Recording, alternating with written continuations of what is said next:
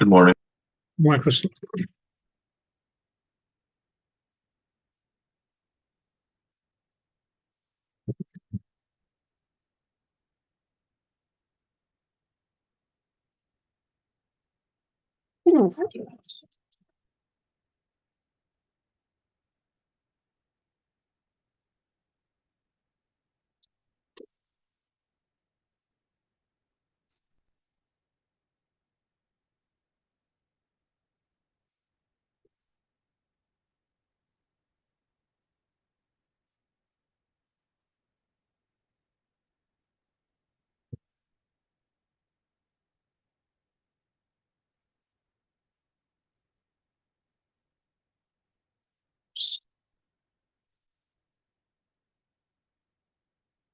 No,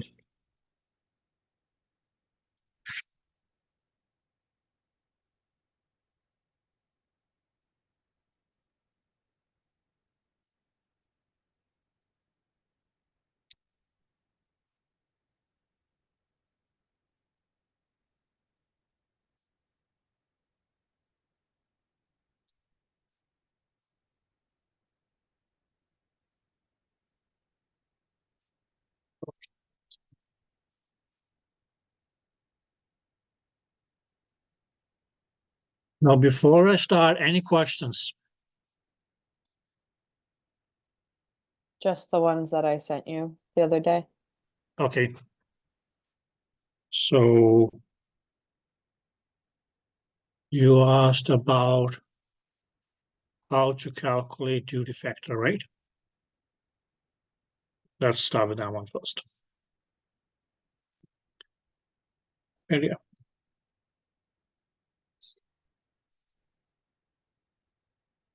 Now let's put, oh, shit.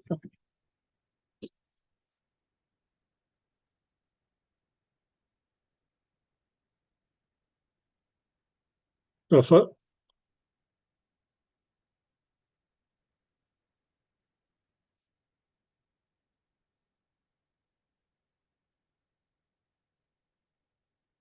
moral duty factor, it is a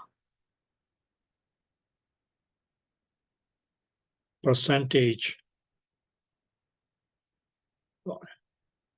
of the PRP. Okay. Constituted, or we're going to say it's okay, made up of on time, that we also can refer to as the talking time, which we know is going to be the same as your pulse duration.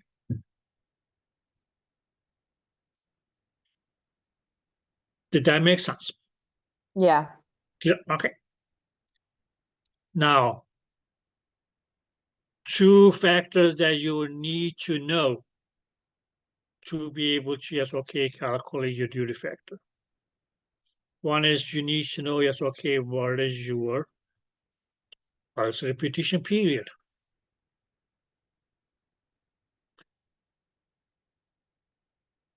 Did that make sense? Yep. Good.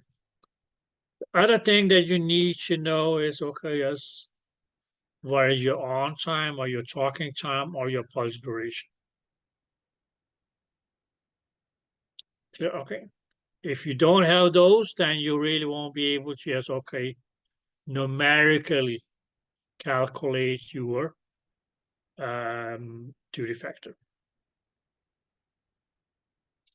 Okay. Now, in some instances, okay, they may not directly give you the pulse duration, but it's okay.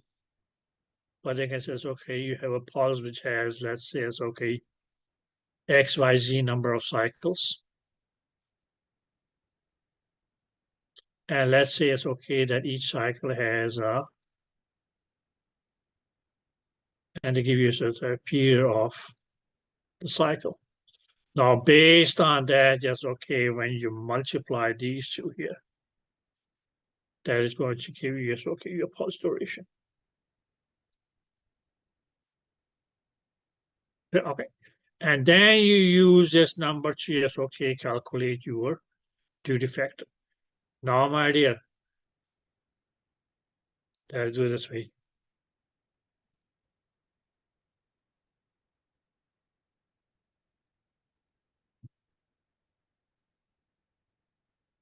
Duty factor. Now we can say it's okay that we have a pulse duration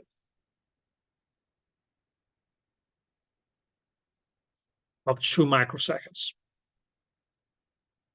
Oh, we got that right, okay. 4 cycles, half a microsecond per something like that. Anyways, okay, whatever you calculate. And then you got, okay, it's a PRP.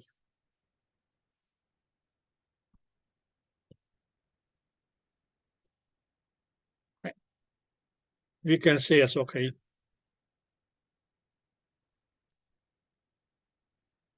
For instance, okay, 4 milliseconds. Okay.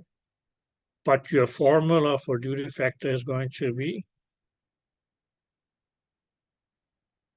pulse duration divided by your pulse repetition period multiplied by 100. Okay. Now, one thing that you have to be watchful about is that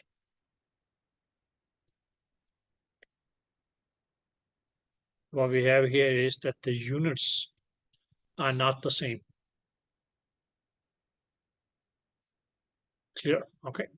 So there's going to be, okay, 2 ways you can do it. You can either convert milliseconds, into microseconds, or you can convert microseconds into milliseconds. The easiest is going to be that you convert this into microseconds.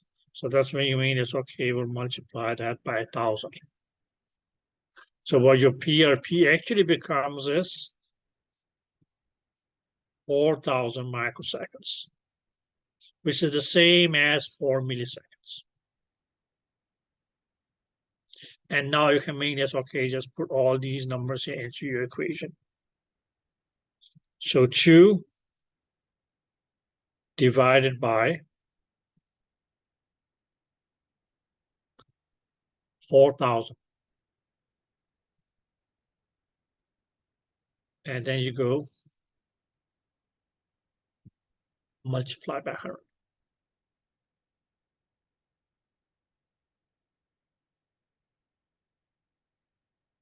Yeah, okay. Now 2 divided by 4, that's going to be half, or we can actually say that it becomes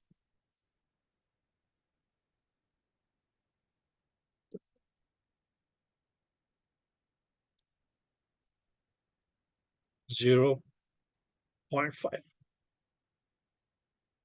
Or mainly because we go, yes, okay. 4,000, that's why we okay actually put the 4 cephals here. Now, guys, as I said back then, this here is okay, will be your duty factor. Okay, because duty factor mainly is okay, is going to be unitless. Okay, so what you actually is okay, don't need to do is, well, you don't need to multiply, You don't need to multiply this here by 100. Clear? Okay, because you already got your duty factor, which is unitless. Clear? Did that make sense? So you don't have to multiply by 100 at all? No. Okay. Yeah, you got it. Okay, but if we do, my dear, listen. If we do and say it's okay, there's 0.0005. And we say it's okay that we multiply that by 100. The number that you're going to get okay, well, can still be, yes, okay, your duty factor. But then there's going to be, yes, okay, come with the unit of the percentage. So without multiplying by 100, you don't have to put a percentage, but if I multiply by 100, then I have to put a percentage. Yes, Okay, because then it becomes just, okay, a percentage value. got it. Yeah, okay. So yes, okay, what was 0.0005 is going to be, yes, okay. How easy, yes, okay, you can see this cuts this, this cuts this. So what is that you get? Your duty factor is going to be 0.05 percentage.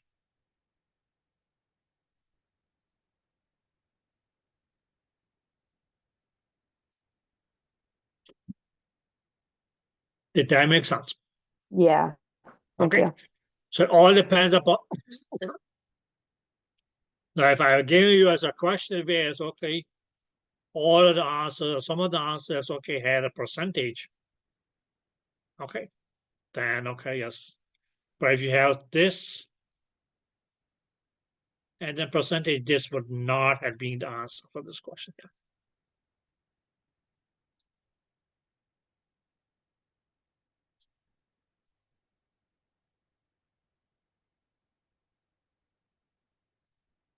Okay. So that's okay. In terms of duty factor, either, well, okay,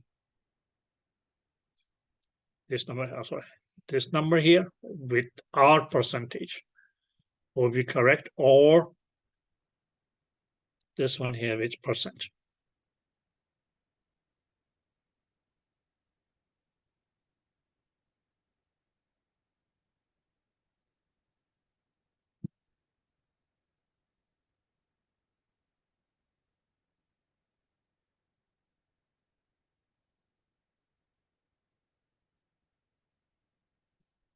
Did you get that here? Yeah, thank you. Okay, okay. But yes, okay, one thing to yes, okay, keep your eyes open for first is that the units are the same.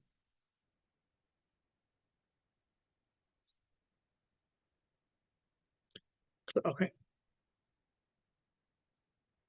Now you could have converted this into milliseconds, but then you have to just, okay, just divide it by 1,000. Okay. And it's probably easier to multiply, yes, okay, on top of your head than to sit down and start doing division.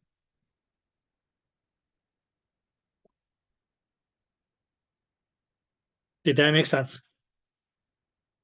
So my dear, Yeah, this is how you, it's okay, calculate it. Okay. But that's okay. But you see that's okay. You have to get anything by which you can actually, it's okay, either make up your pulse repetition period, sorry, pulse duration, and or it's okay, you may be given a pulse repetition period. Okay. Okay. Now it might not have been yes, okay, directly give your pulse repetition period. You can be given yes, okay, your pulse repetition frequency.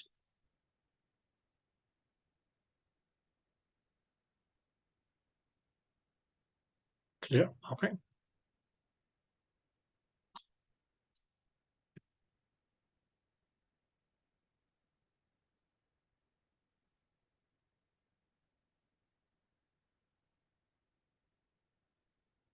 But then you have to say, okay, just say, okay, whatever your pulse repetition frequency, what is the reciprocal of that? Become yes, okay, your pulse repetition period. And then yes, okay, put that into the equation here. But again, yes, okay, make sure that your units are the same. so if you're given PRF, then you just do the reciprocal of it, and that's your PRP? Exactly. Okay, Okay. And now you know that a number is reciprocal to another. That is okay. When you multiply those two numbers, the product or the result comes 1. Clear? Okay.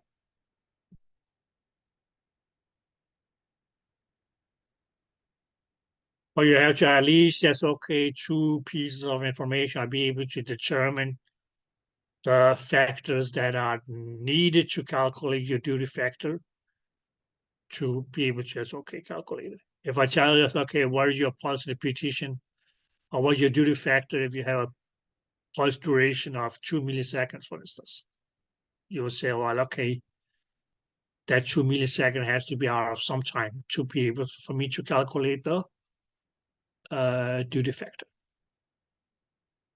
Okay. Likewise, I say, okay, this is your pulse repetition period. Well, what is your duty factor then? You would not have any clue because you didn't have the second piece of information.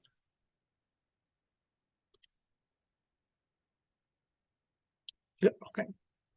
But on top of that, I say, okay, well, these were the number of cycles you had. These were the period of each cycle. Then you have, okay, some info from which you can calculate your pulse duration.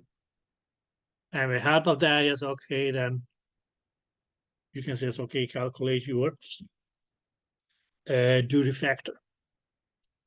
Okay. But there, it's mainly, you can say, okay, what you most likely will see is this, okay, a question regarding the relationships. Okay. Prime is depth. Let's put it that way. Okay, there was something else. Let me see.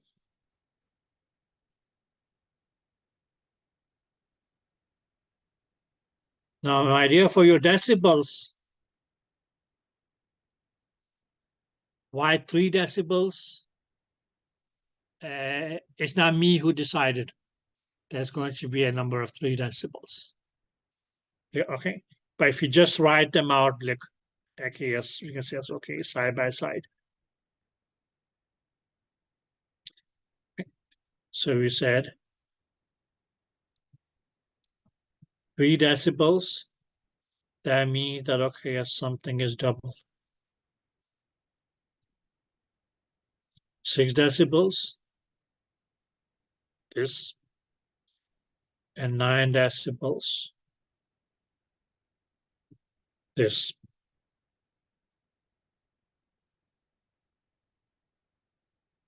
Yeah, okay. So what we mainly can say here is that yes, that we add 3 decibels mainly is going to mean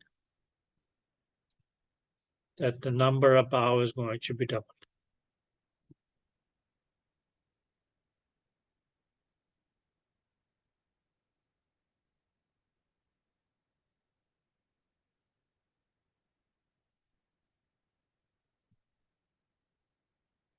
Did that make sense? Whereas on the other hand, yes, okay, if you know these, then you should make this, okay, the value of, sorry, minus 3 decibels is just going to be reciprocal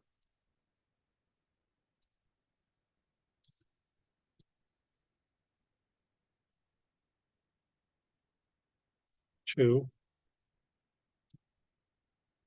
this. Where you then just can say, it's okay, if 3 decibels were times 2, 6 decibels was reciprocal to 4, 1/4. Whereas reciprocal to 9 decibels, it's okay, 1/8.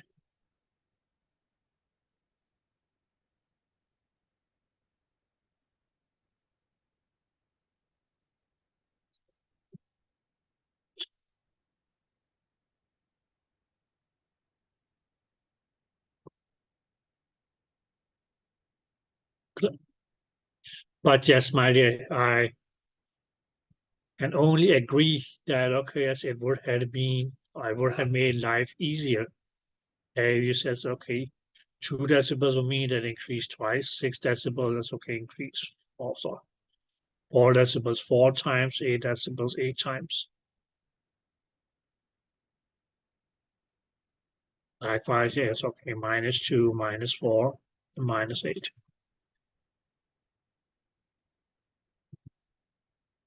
But why to go by threes? Well, okay, that's not something that I decided.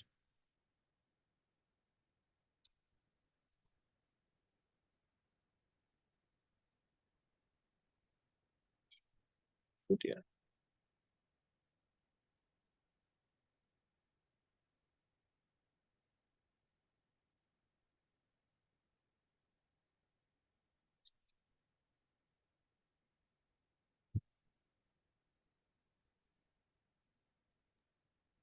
The next one's from chapter 8.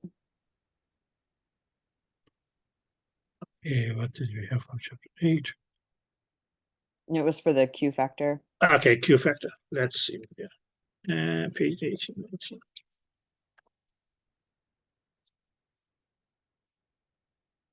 Okay, yes.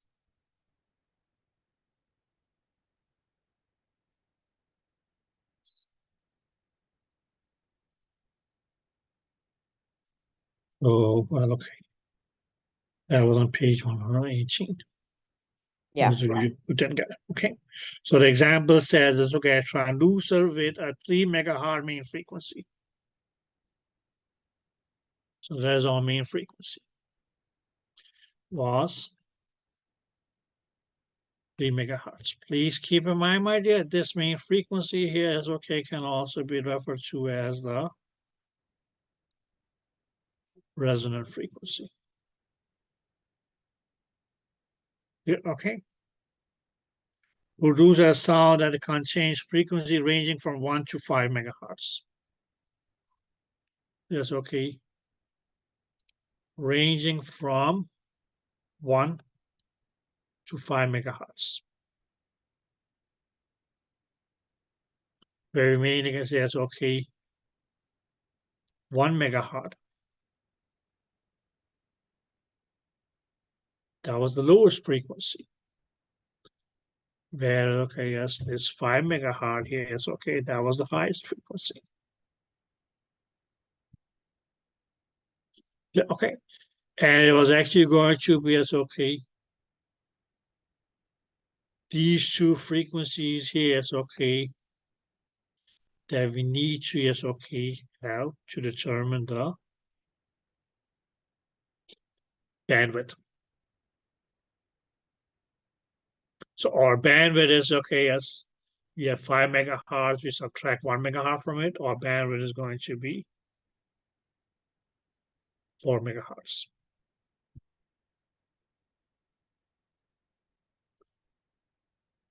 Did that make sense? So you just subtract the range. You subtract the minimum from the maximum. Right. And that's how you get the bandwidth. That's how you get the bandwidth. Okay. Because what was it that we said the bandwidth was? It was the range between the minimum and maximum. Clear? Okay. Which is meaning going to be okay, what is the difference between those two frequencies? You had a highest frequency, you had a minimum lowest frequency. Clear? Okay. Just like yes, okay, on your highways, normally the speed range is 45 to 55, right? So you have that 10-mile range in which you can stay within. Does that make sense? So that's the speed, well, okay, that's speed range. Whereas okay, the speed range limits within you have to stay in on the highway, for instance. How do we get that 10 miles? We subtract the minimum speed from the maximum speed. That gives us the range.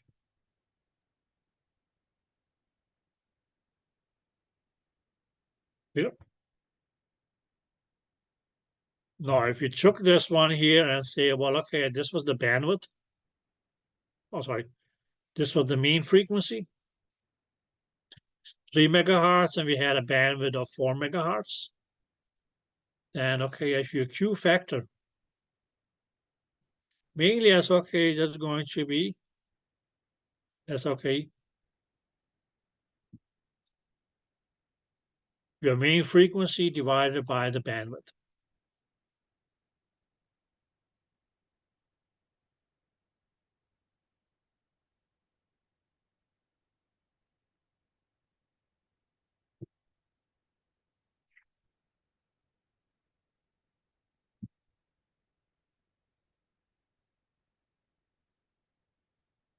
There's no unit though, right? Is there? No. Okay.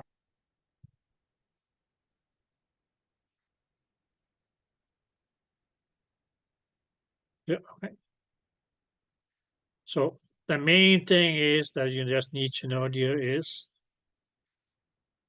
that your Q factor is inversely proportional to the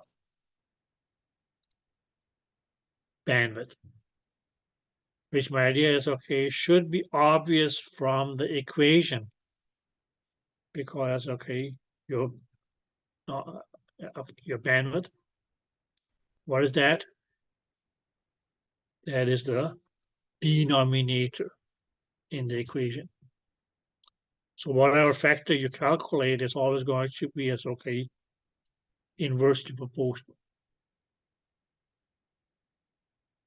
to the denominator. Same we could say for, okay, things that says, okay, your pulse duration is always going to be inversely proportional to your,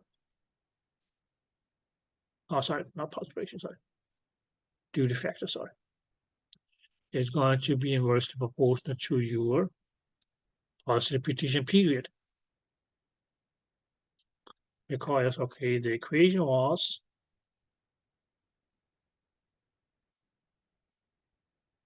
that pulse repetition period, okay, was the denominator of the equation of this one here.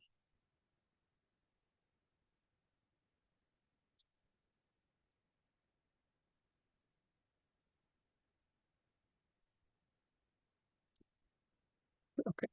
Where again, yes, okay, that should be able to, yes, okay, sorry, relate this here, yes, okay, to depth.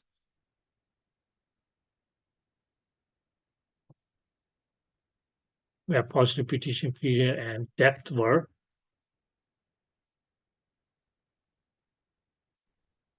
directly proportional.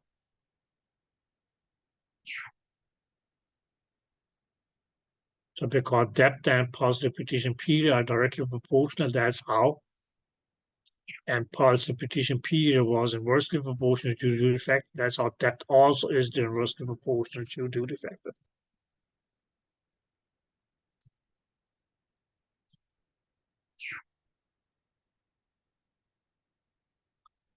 And since pulse repetition period is inversely related to duty factor, pulse repetition frequency is directly proportional to duty factor. Because pulse repetition frequency is inversely proportional to the pulse repetition period.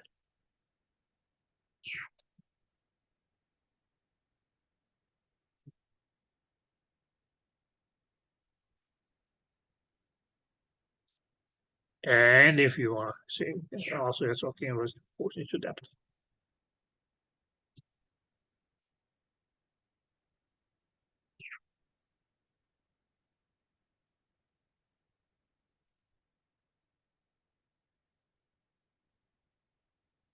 Yeah. Okay. So again, my idea, yes, okay. If you have your main frequency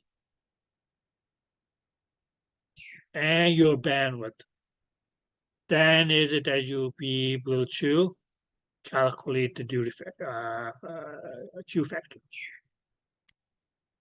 Clear? Okay. But if you only have your main frequency and say, oh, okay, what's going to be the bandwidth here? You will have no idea. Okay. So for a bandwidth, you need to have is okay a minimum and maximum frequency.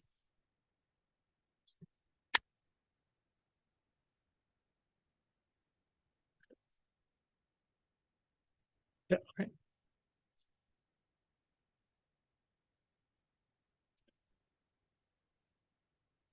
Now you can be directly given the bandwidth in the question. That's okay. This is the bandwidth. This is your main frequency. Then you don't need to do any subtraction to calculate your bandwidth because it's already given. Okay. So yes, okay, that's where it's okay. The tricky part comes in that okay, as your main frequency may not be written as a main frequency, they may call it the resonant frequency. Okay. Otherwise, it's okay. You're going to be tricked into yes, okay, subtracting your main frequency from the bandwidth. And okay, let's get an answer which okay may still be written as an option, but you end up choosing the wrong answer because you were lost in the translation of the question.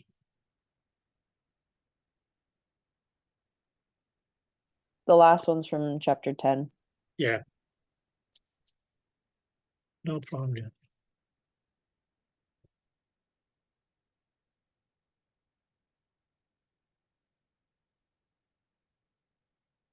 And that was question 50157, right? Yeah. Okay.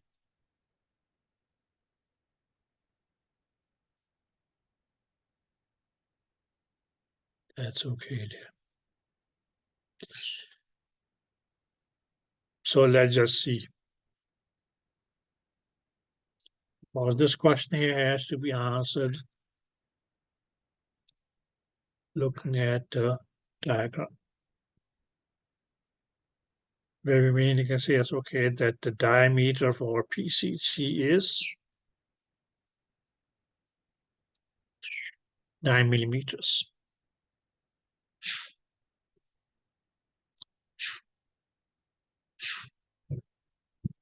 Now we have a beam that may go like this. And where they say yes, okay, this is 8 centimeters. And what is this? This is the focal depth. Yeah, okay. Now what they ask us in question number 5 here, page 157, is okay, yes, what is there going to be the best estimate for the resolution at 21 centimeters?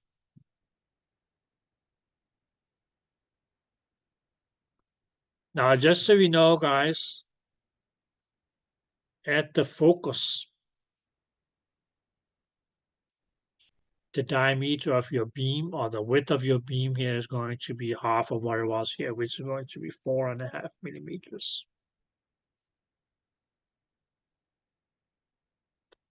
Okay, we can say it's okay. If we, for instance, okay, add another 8 centimeters,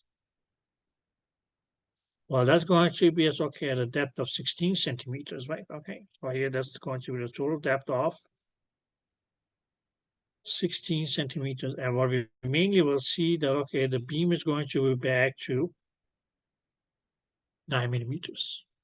But what they ask us is, okay, what is the best estimate of the beam's diameter at a length of, or a depth of 21 centimeters, which may be here. So the only thing that we can say for sure is that's going to be as okay, something which is going to be that this diameter here is going to be as okay greater than 9 millimeters.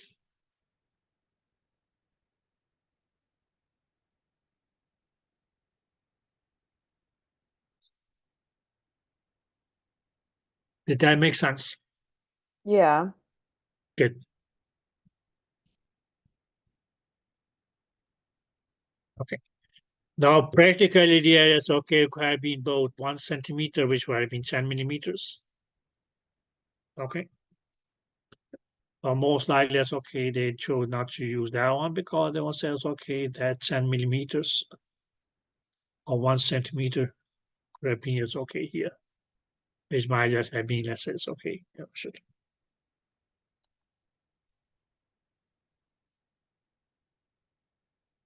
Let's say it's okay. depth of 16 to 18 centimeters or something like that.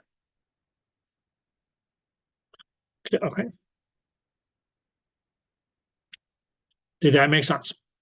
Yeah, so it's just knowing what your original diameter is, and then Pretty it's much. asking, yeah, if it's going to be a further Exactly. distance, then it's going to be larger. Okay, In the far zone. right, right.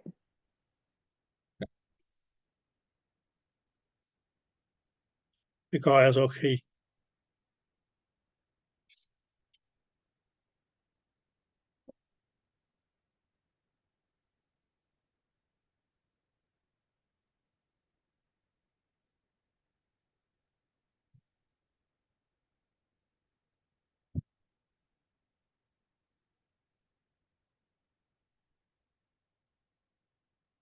well, okay, they asked about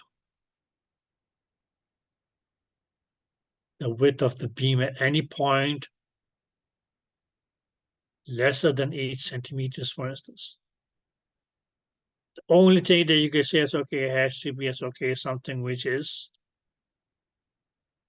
lesser than 9 millimeters, but greater than 4.5 millimeters. Okay. Now here it's okay, they don't use the word width of the beam. They use the word it's okay resolution. And again, it's okay, as I told you guys, please know the names for each of the resolutions and what determines them. Yeah, okay. Right. If I gave you SOK data by which you SOK, just like we just did, we'll be able to SOK determine the width of the beam. But I ask you where is the exit resolution or use any of the nicknames for exit resolution, that can't be determined. Because for exit resolution, you need to know your spatial pulse length.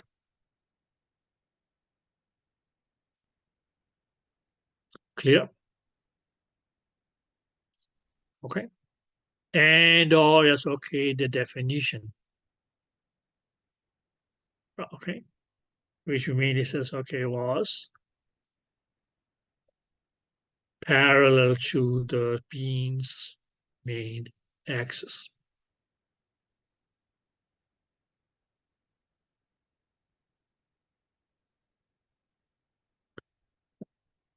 And vice versa. Or we can say, okay, location of the reflector is just okay, parallel to the beam main axis. So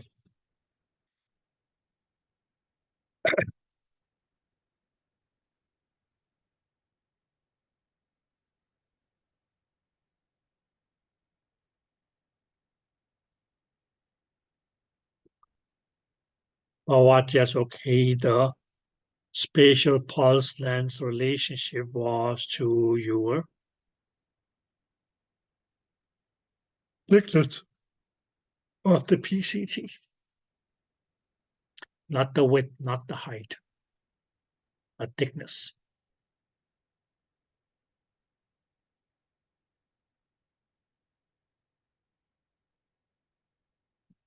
Your width of the PCT, that is going to help you to determine your lateral resolution.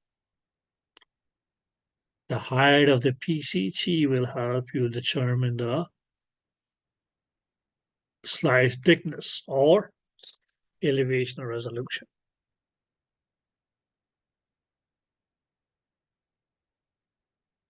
Not the thickness.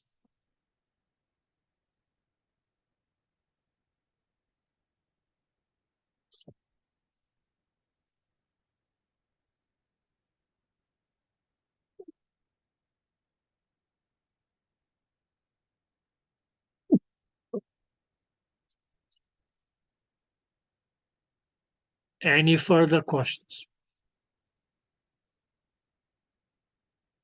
Yes, can you do a problem with amplitude and power? There's one on Page 439, 439. Okay. number 81. Okay, that's it.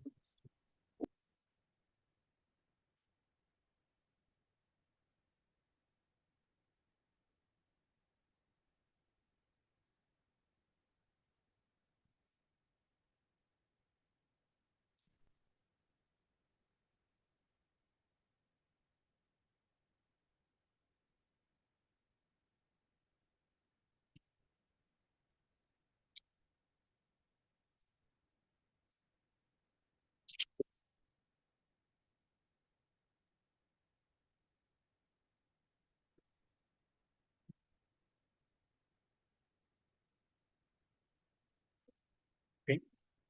Let's look at this one.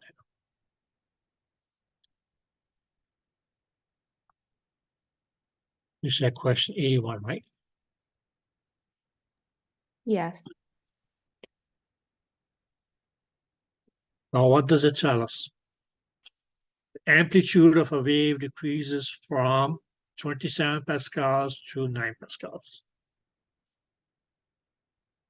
So the amplitude decreases from, that's the word that it uses. Okay, we can say that the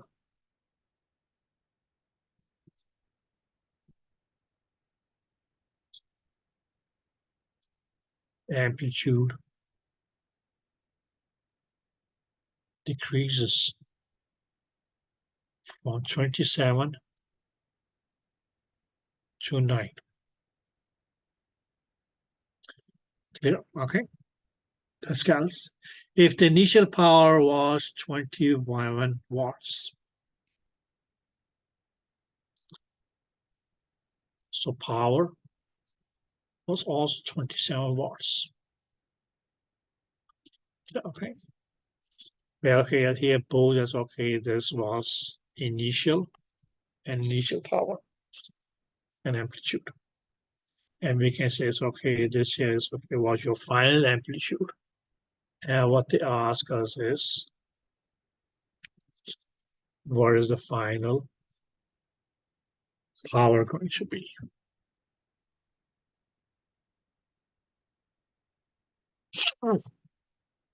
That makes sense. Now, what we mainly see here, my dear, is that the change in the amplitude. We can mainly say, okay, if we started off with 27 and end up with 9. We can mainly say, okay, that the amplitude reduced to 1/3 of the initial.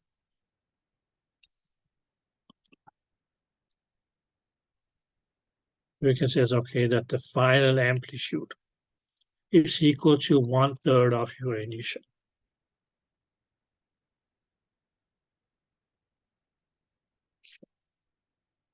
Did that make sense? Yes. Okay. Now, what we say was, okay, as the relationship between amplitude and let's say it's okay, power. Well, okay, yes, one thing that we know was that, okay, yes, they were directly proportional, which mainly means that, okay, yes, when power increases, or when amplitude increases, power will increase, and vice versa. When power decreases, amplitude decreases. But we know that that's okay. That's going to be amplitude squared. So what we see here is that, okay, yes, the amplitude reduced to 1/3. Okay, that the final amplitude is 1/3 that of the initial. Clear? Okay. Where we now made it, okay, we'll have to square this. Clear? Okay. So 1/3 multiplied by 1/3 becomes 1/9. Which mean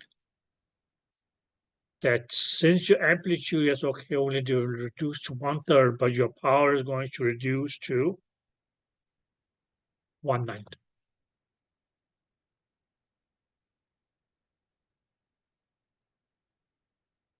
So how would you get that? You can make this, okay, 27 multiplied by 1/9.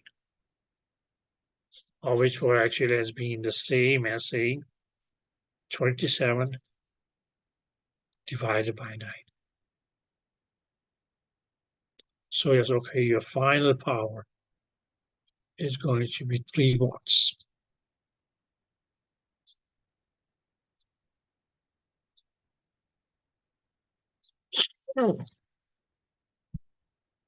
Did that make sense? Yes, bless you. Okay. Now be watchful, dear, because okay, that will also have been the same had we just said, okay, let's substitute the power here by intensity. Even then, yes, okay, your frequency, yes, okay, sorry, your amplitude reduces to 1/3, as we had here. Well, okay, yes, your power is, or intensity is also going to, yes, okay, reduce to 1/9.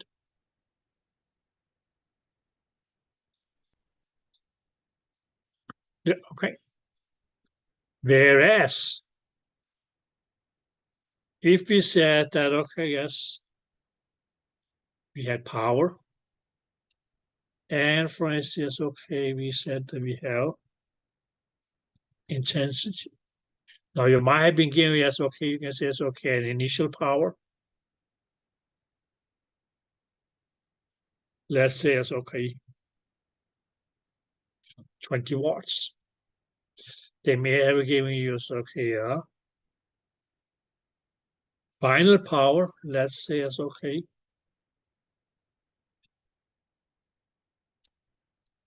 2 watts. Okay, they might have given us, okay, as a initial power or initial intensity, let's say it's okay, 20 watts per centimeter square. And then just ask us, okay, yes, what will be the final power? Now, yes, okay, since that's okay, we do a comparison between power and intensity. There is going to be no squaring. So here we can make this, okay, that our final power have been 2 watts per centimeter square.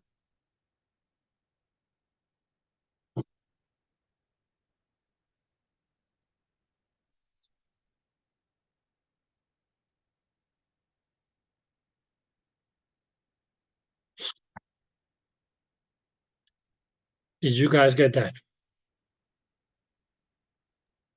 Yes, So the cheat way to remember this is, because okay, or overall is okay, equation is going on, okay, relationship is, there says okay, amplitude square is directly proportional to power. We can also say as okay that same amplitude square is directly proportional to your intensity. And we can even say as okay that power is simply as okay directly proportional to intensity.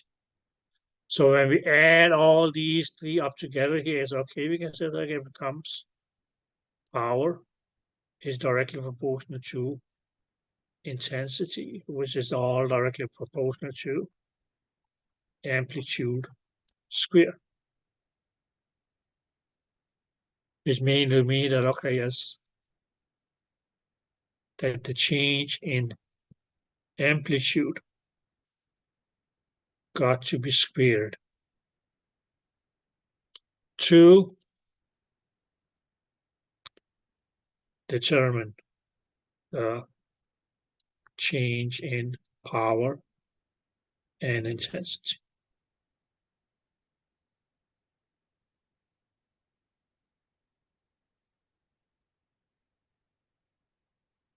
So the simple rule is you say it's okay if the power, for instance, it's okay, the amplitude was increased to twice.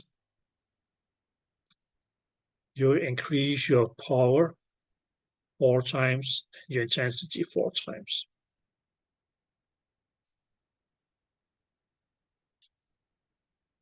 Why? Because square root of 2 is 2 multiplied by 2 becomes 4. Clear? Okay. If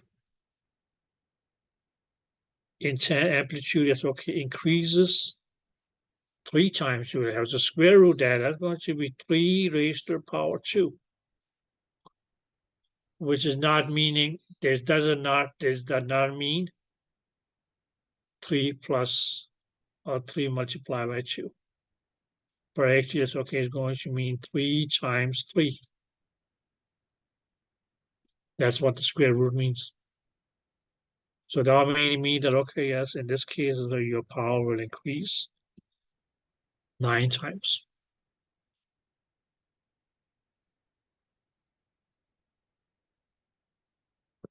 You can just go one other step and see, it's okay, if the amplitude, for instance, okay, increases 4 times. That's going to be 4 raised to the power 2, which does not mean 4 times 2, because that will just become 8. But it's going to be, it's okay, 4 multiplied by 4, which becomes 16. So in that case, okay, your power and intensity would have increased 16 times.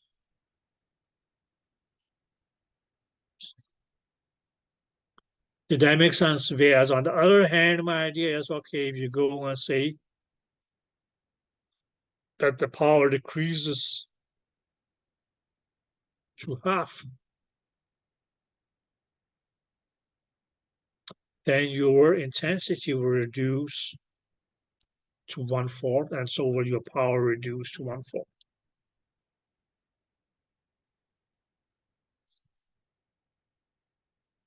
If you, on the other hand, said that, okay, yes, your amplitude reduced to 1/3, as you just said, that will mainly mean that, okay, your power and amplitude, power and intensity, sorry, will reduce to 1/9.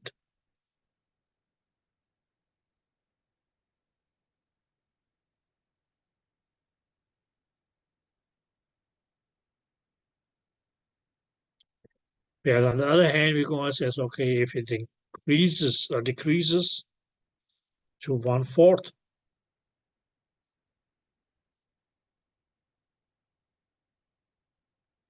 in that case, okay, the change in your intensity and power will be as okay reduced to 1/16.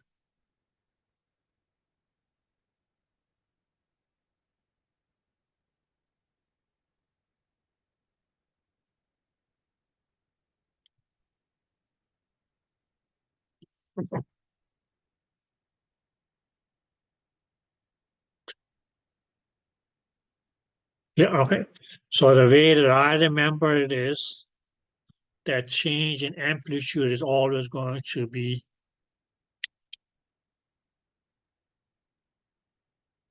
or the change in power and intensity is always going to be greater than the change in amplitude.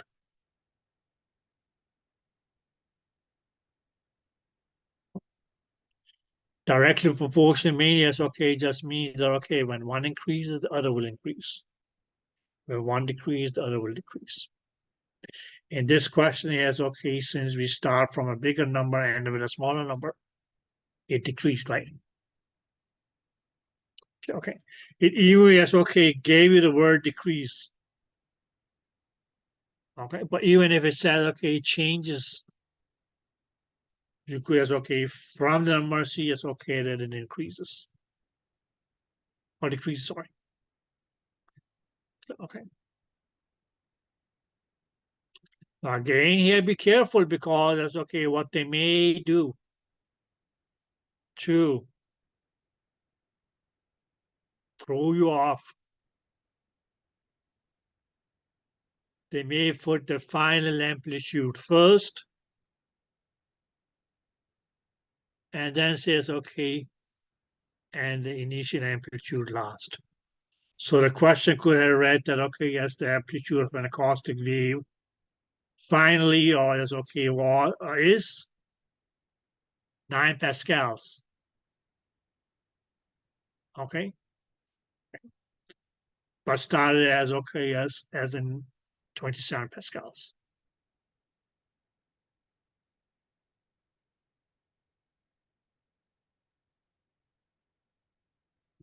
Did that make sense? Where you Yes. usually is okay, may get the idea of okay, as a think that okay, yes, it increased. It didn't. Okay.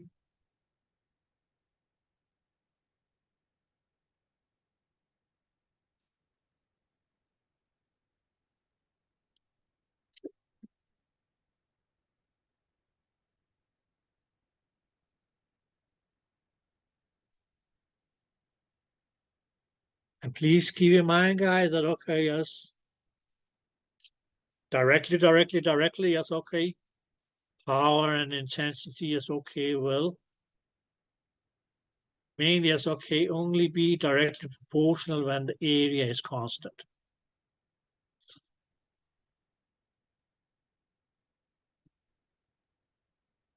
Because okay, what was it that your intensity was? It was power per area.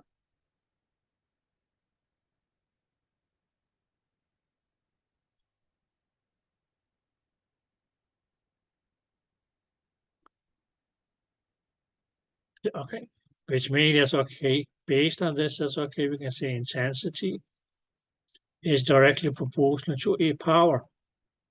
But please keep in mind that's when we consider it's okay, area being constant. Whereas okay, yes, from the very same equation, we can also say that okay, yes, intensity is inversely proportional to area. But that's going to be okay when your power is constant.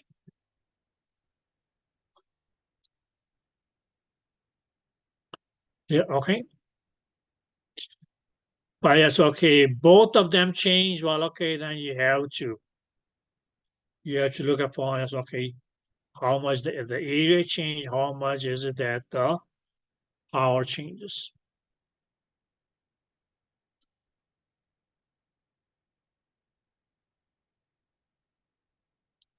To just okay, determine as okay, calculate the final power, initial power, so that intensity start.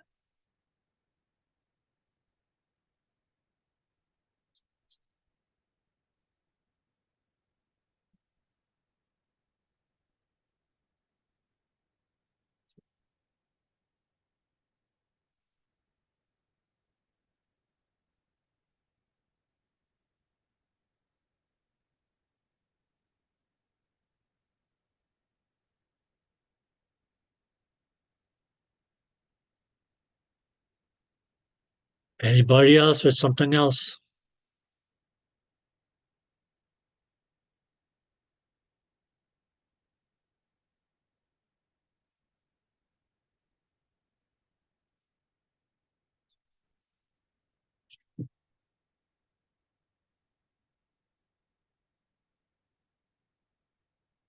Nope. Yes, Christina. Anything else, dear? No. Nope.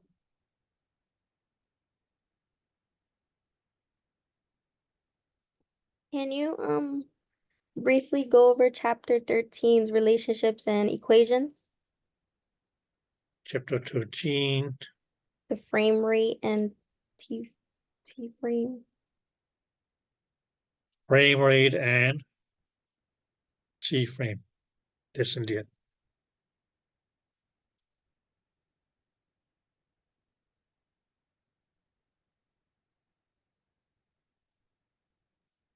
Now just remember that. Oh, let's do it this way.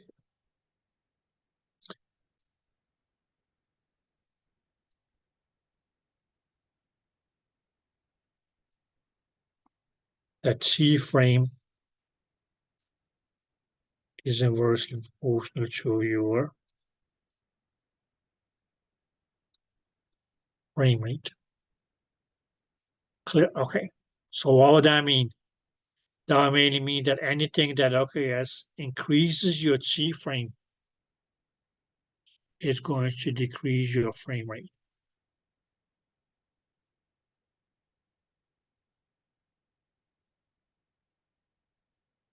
Yeah, okay.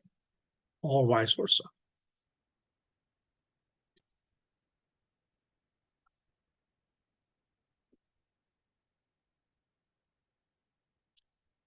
Now there. When they talk about factor, now your book made just talks about factor that determines the frame rate, but you can say just by looking at this here, you can understand, you should be able to say, well, if something affects the frame rate, it's going to inversely affect the G frame. Not just that, but that these two fellows here, it's when we multiply them, the product is 1. And that's meaning because, that they were reciprocals of one another.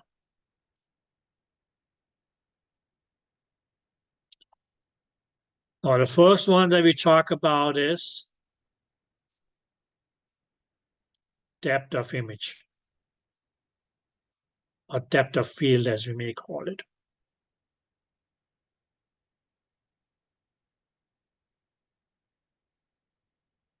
Yeah, okay. Now, my dear, when that decreased, you will have a lower G frame and a greater frame rate, and or vice versa.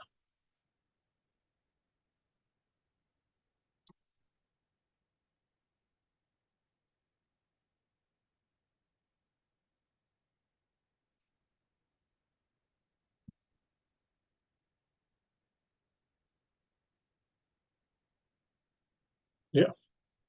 Okay. Where as far as as your temporal resolution was concerned,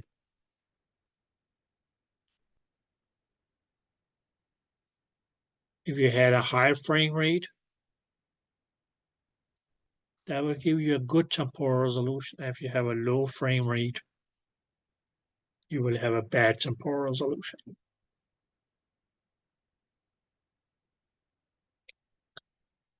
Okay. Now, the other factor, or major factor, that will affect your G frame and frame rate was going to be the number of pulses per frame. Which made is say, well, how many pulses did the system use to make one frame? What did we mean by one frame? One single image. Okay. Okay, so that single image is going to be made up of an XYZ number of pulses. Okay, which ultimately is will affect your G frame, which ultimately is reciprocally will affect your frame rate and have its influence upon your temporal resolution.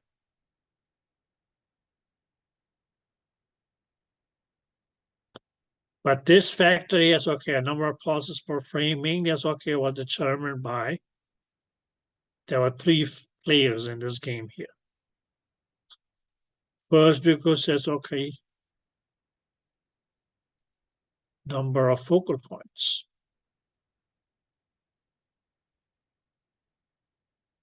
Where we could say it's if we for instance had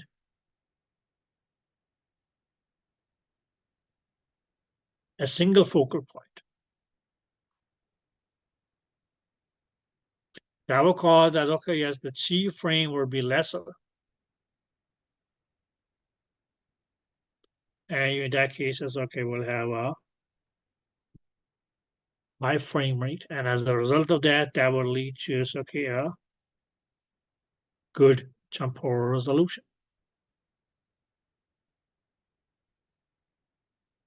Whereas on the other hand, we said that we had multiple focal points.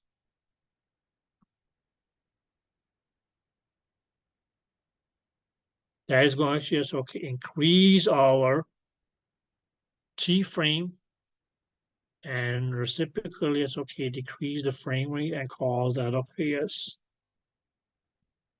you will have a bad temporal resolution.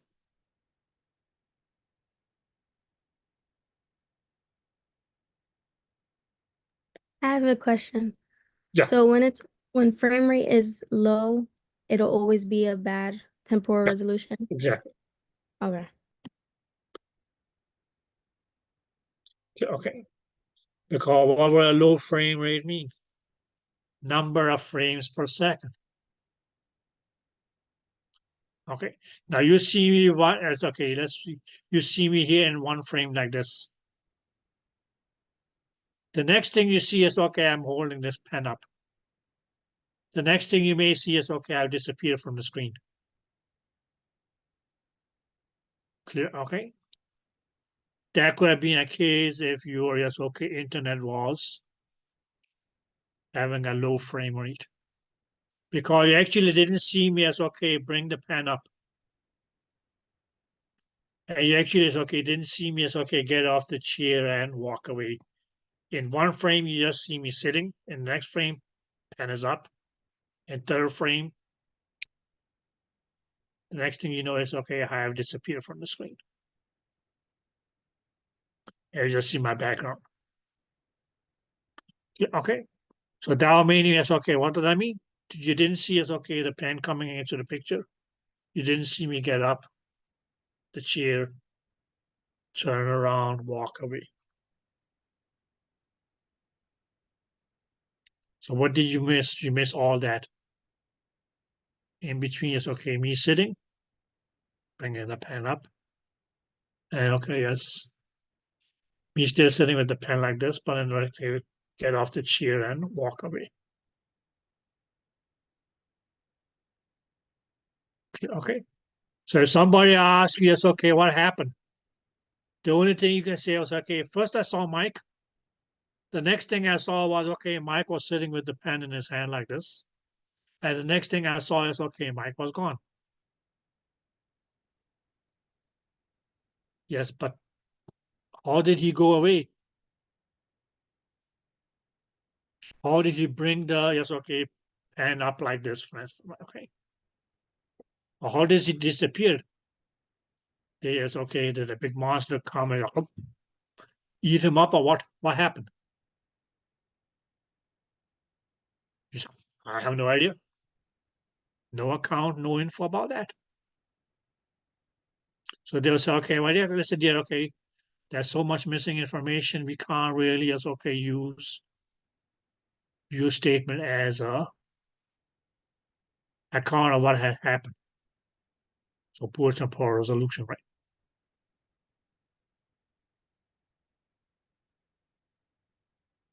Did that make sense?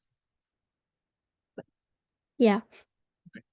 And you say, well, I just missed the frames in between. Okay. So frame rate is nothing but, yes, okay, how many frames or how many pictures were you able to take in a second? Do you have a thing like this, my dear? Good. Now you may want to, yes, okay, take a picture which is just one picture, right? The next thing you know is that's okay, your phone here is okay, here taking is okay, what they call live, which is a short clip. Okay. Okay. Now what is that clip? That's mainly as okay, just of, let's say, it's okay, 4 or 5 seconds, for instance. What is that small clip? That's actually, it's okay, a large number of frames taken.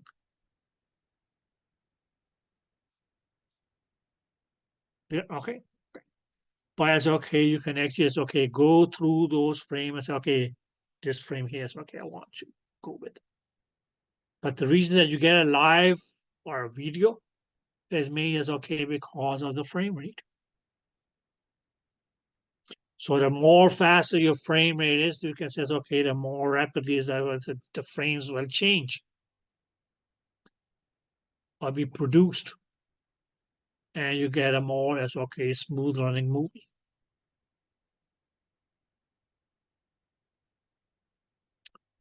Did that make sense?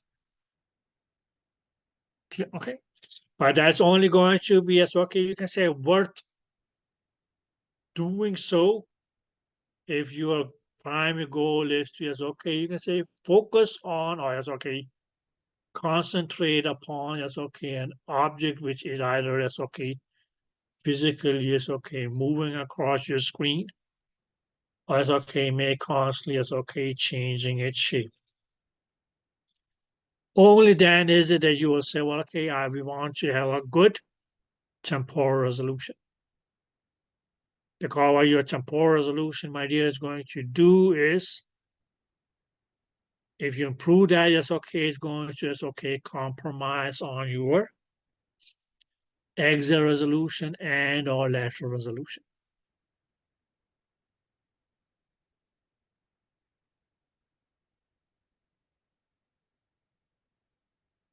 Yeah, okay. So what we mainly can say is okay is going to be as okay the number of focal points. Well, okay, yes. If those focal points, yes, okay, was low, well, that's mean yes, okay, going to give us okay as a poor lateral resolution. Whereas if we had multiple focal points, that is going to give us okay as a good lateral resolution. Or you can say it's okay, the good lateral resolution actually is okay, leads to a bad temporal resolution, or vice versa.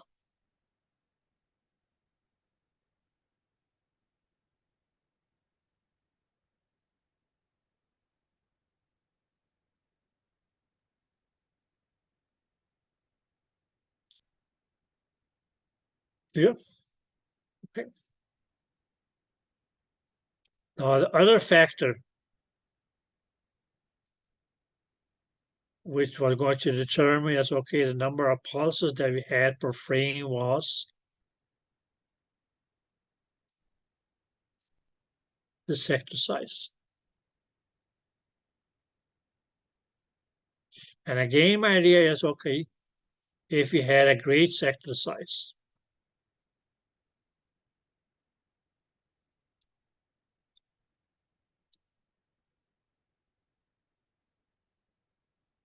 sorry, it's going to be earlier also. Question is okay, we said that we had a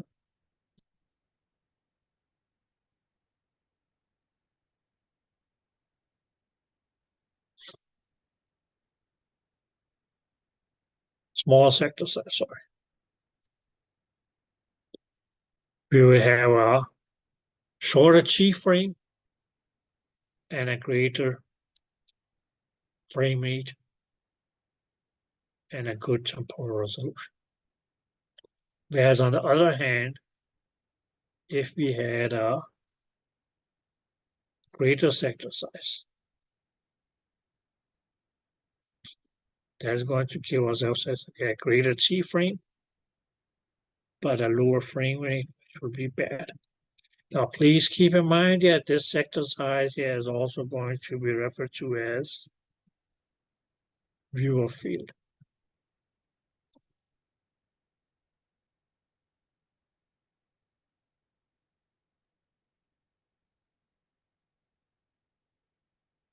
where you mainly can see as okay. That's going to be as okay scanning a great area or scanning a smaller area. Okay, so that sector size can actually as okay also be adjusted on your system. Clear? Okay. Because well, okay, here this is just okay what we need to focus on. So you can actually it's okay. You actually will be able to just okay narrow down your sector, if you want to put it that way. Clear? Okay. And by doing so, yes, okay, what is going to happen? When you narrow down, your system is going to just okay take a lesser time to produce a frame, and it will be able to just okay more rapidly as okay run those frames. So whatever is moving right here is okay. We're going to get okay as a good recording of that. Whereas if you went like this, okay, yes, by the time you came back, yes, okay, a lot of movements might have happened, which you have missed. And somebody asked you, okay, what happened in that time, you had no account because you had chosen a greater sector size.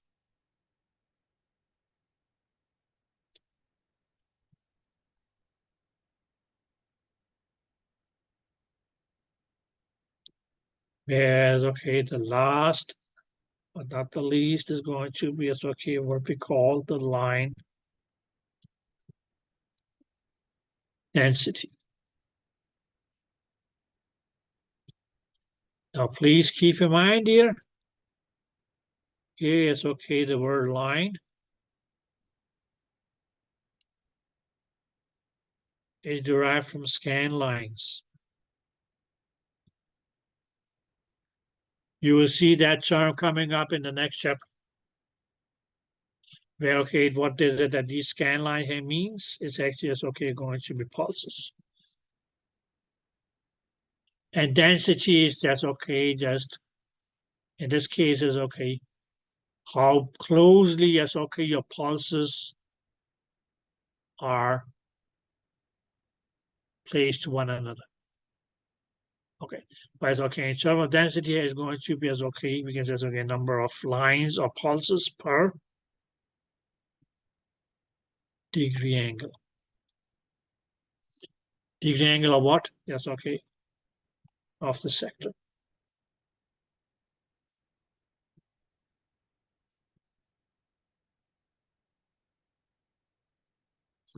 Well, what we mainly will say that okay, yes, initially,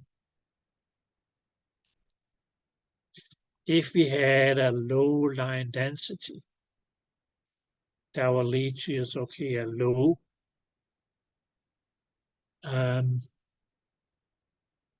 T frame and a gray frame rate, which would be as okay a good temporal resolution, and vice versa.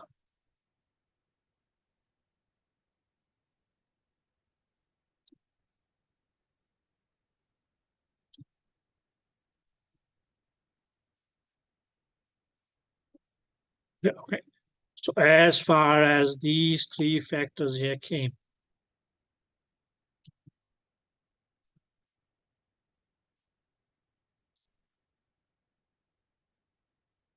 okay, all the oranges would mean less number of pulses per frame, where all the blues meant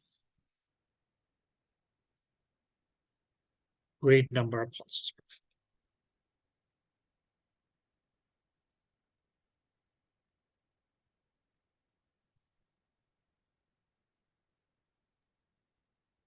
But you gotta take each of them, yes, okay, individually.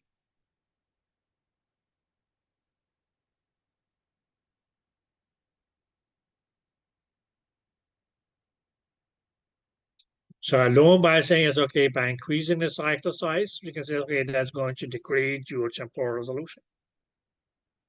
But that temporal resolution could still be as okay improved even though it's okay, we increase the sector size if the line density was reduced.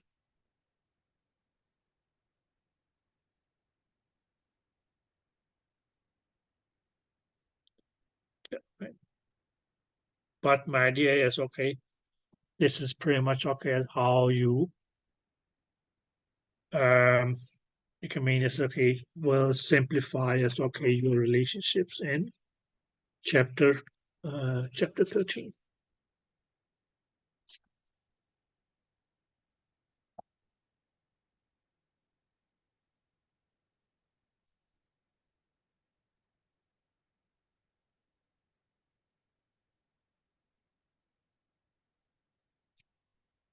Where please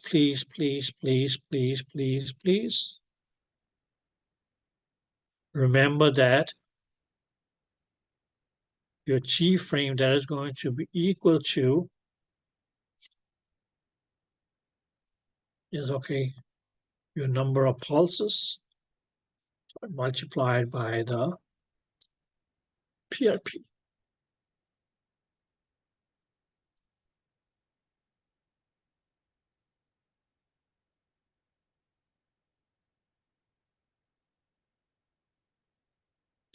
Or we mean here by number of pulses, more practically we're going to be okay number of pulses in the frame.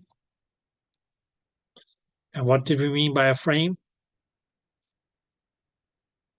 One single image. As I said, in a movie, you click on a picture, that becomes a frame. You captured it in that point of time. Okay. But you just okay, well, this is a nice pose or whatsoever. Yeah, okay. And that's what you mean. Yes, okay, we'll print out and okay, yes, we're in a frame. Or have any of you ever seen it's okay how they photo shoot models for an advertisement? Not necessarily in life, but those claims they just go on. Yeah, okay, but out of all those, that's okay pictures. That's just okay 20,000 pictures. They may just choose one or two or maybe three frames and say, okay, these are the best pictures.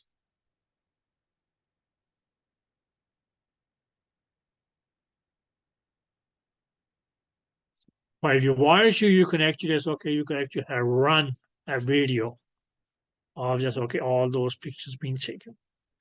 And you actually it's okay by it's okay following those pictures it's okay as a reel or as a movie.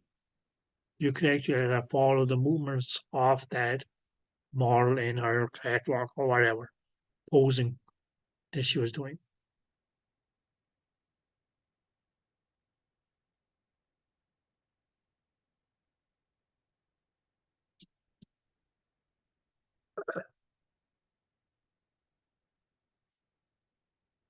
Any last questions? No, not last. Any further questions?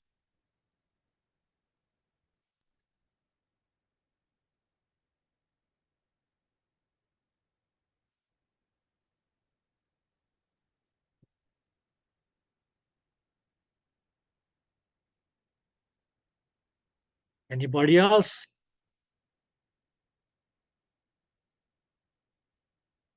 No. I just flipped a coin.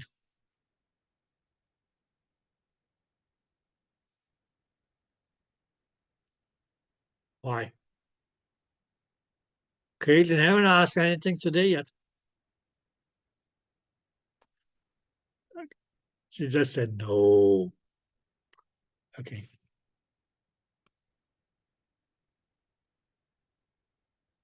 Okay, guys. Now, should we just take a short break before we start with chapter 15? Okay. That's fine. But if yes, okay, during your break, you come up with something, yes, okay, you're more than welcome to ask. So we'll see you guys, should we say around 10:45. Take a 15, okay? No? Good. And I guess we can proceed on to the next chapter.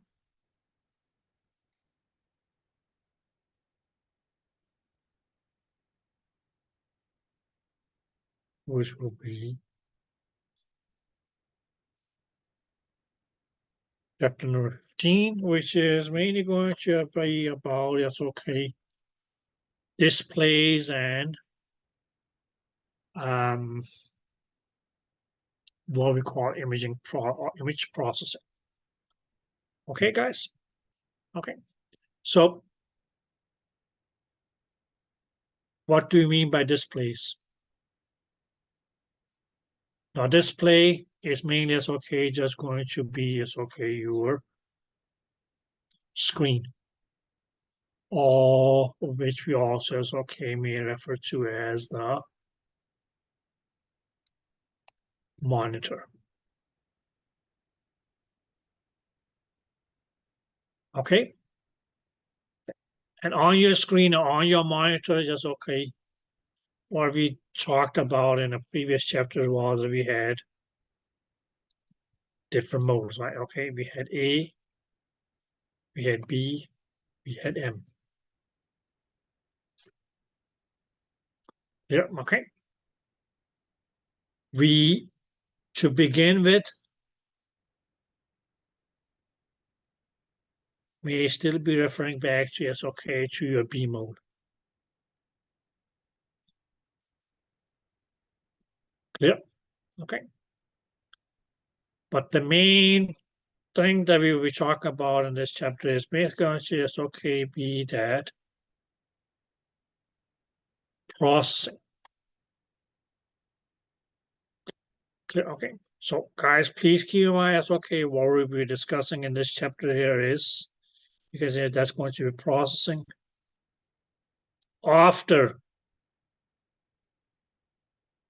the receiver process. Okay.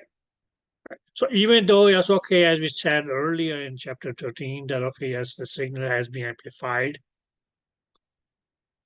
they have been compensated, they might have been compressed, okay, demodulated, and okay, yes, some sound or noise or would have been rejected.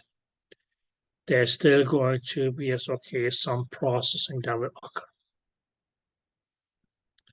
Did that make sense? Okay, so that kind of processing is mainly as okay, where we will talk about as okay in the beginning of this chapter here. Okay, and why all this processing? Mainly as okay, so that, well, okay, the signals, okay, as they went on, yes, okay, through, yes, okay, this transformation here is okay in the receiver. Some of them were, yes, okay, pretty much okay, automatically, yes, okay, by the system. Some of them, yes, okay, was partially automatic, partially adjustable. And some of them, is okay, were adjustable by us according to, yes, okay, what we needed to do. Okay. But, yes, okay, what was it that these signals here was? Okay, they were still electrical signals, okay, which had started, or which were sound, which yes, okay, initially, yes, okay, had started their journey as an electrical signal. Okay. But the main thing is, okay, how is it that these signals, yes, okay, can further be processed and actually, yes, okay, form what will be, yes, okay, an image on our display or screen or monitor.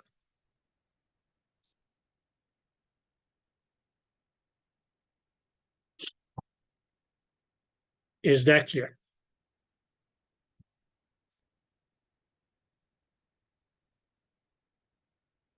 Yeah. Okay. So the two major, yes, okay, display controls that we'll be talking about is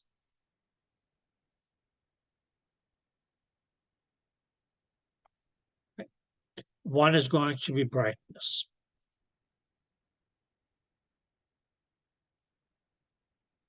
Now, guys, if you look at the word brightness, what does it tell you? That means, okay, just going to be, how do we control that? Okay, yes, with our B mode. Okay. Did that make sense?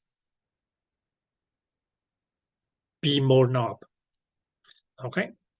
So what it means is, okay, that the brightness of your image on the display mainly as okay was going to be as okay determined by your amplification, or rather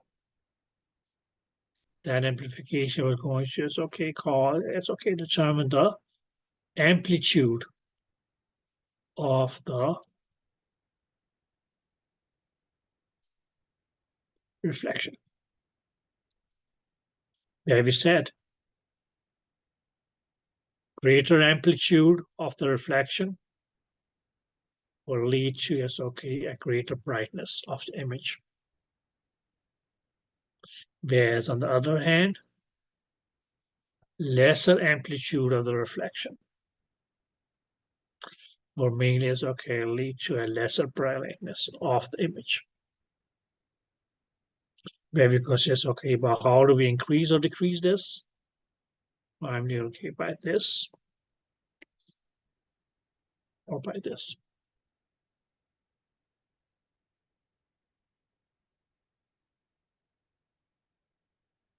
Where this mainly as okay, what we in previous chapter called receiver gain. Okay. Which means you're going to just okay determine how bright is it that an image will appear on our display. How dark is it that it will appear. Okay. Now guys, what they have done here is okay, yes, that the term brightness is be replaced by another word, which is going to be brilliance.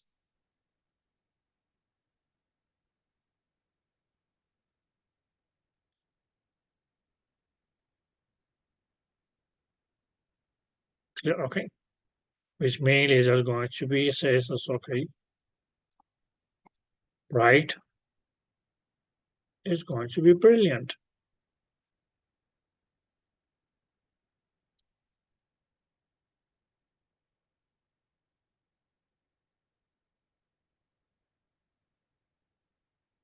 Did that make sense? Yes. Now, the word brilliant can also be used in another context. If I ask a question and just expect it, for instance, okay, a very basic answer. But somebody came and, okay, yes, gave me an answer which was beyond my expectations.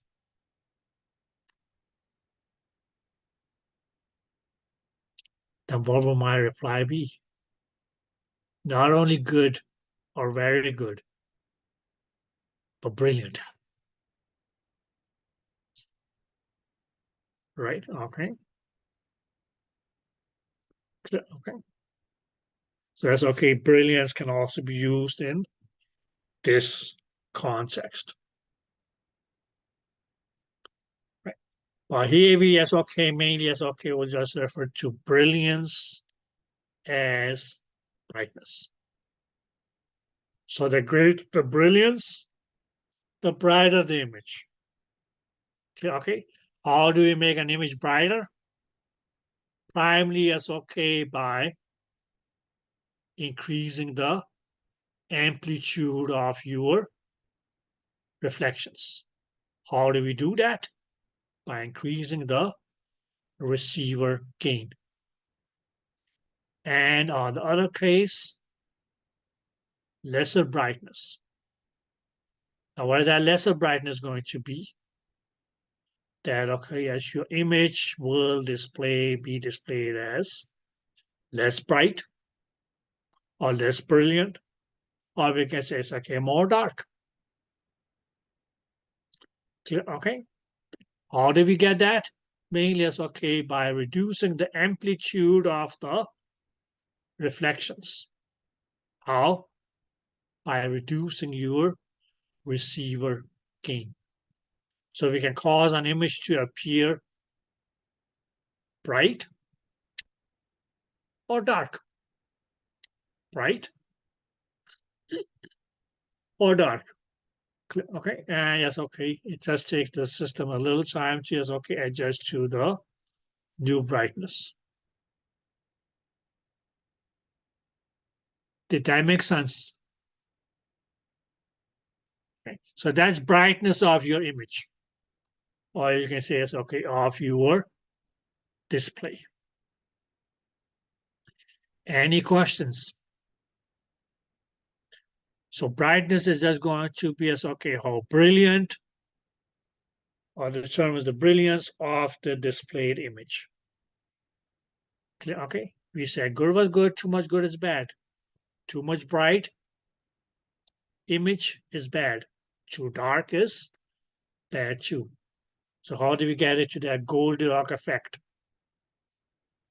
That was what we discussed in the previous chapter. But mainly as okay, just referring to as okay, how bright or dark your image is going to be as okay your brightness.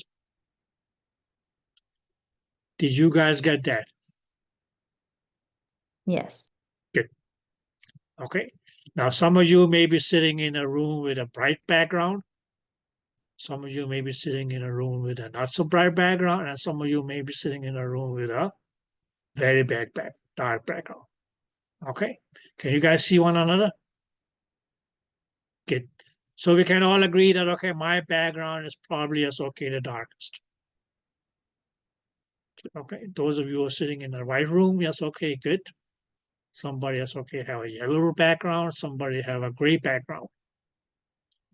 Okay. Okay. So different, yes, okay. Brightness is off. Let's say it's okay the background of your room. Or you can say it's okay of the image.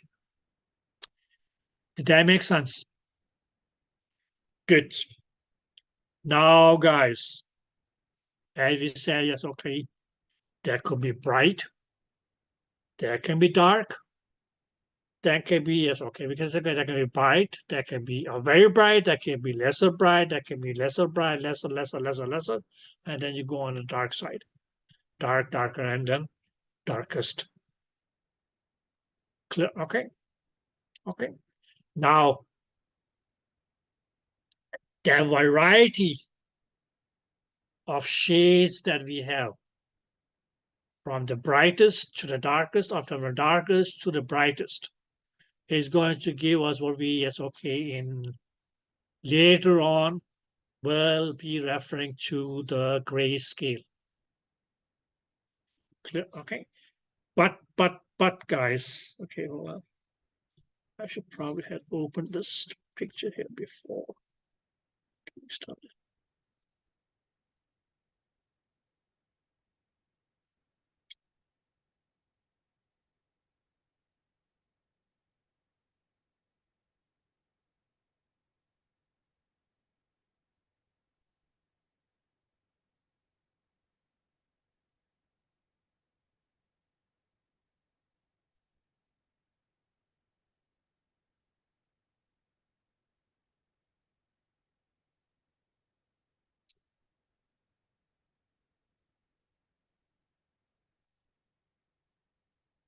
You guys just bear with me for 1 second.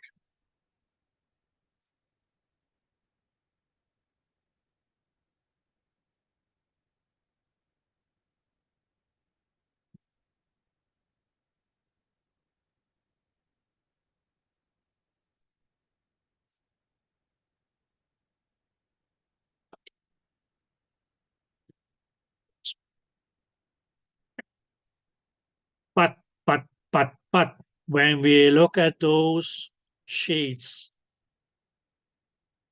from a darker side to a brighter side, from brighter side to darker side, side to side, okay, what we will find is that there's going to be a certain degree of difference between those shades. Clear? Okay. And that difference is what we will call contrast. If you look at the word contrast, it actually is just means difference.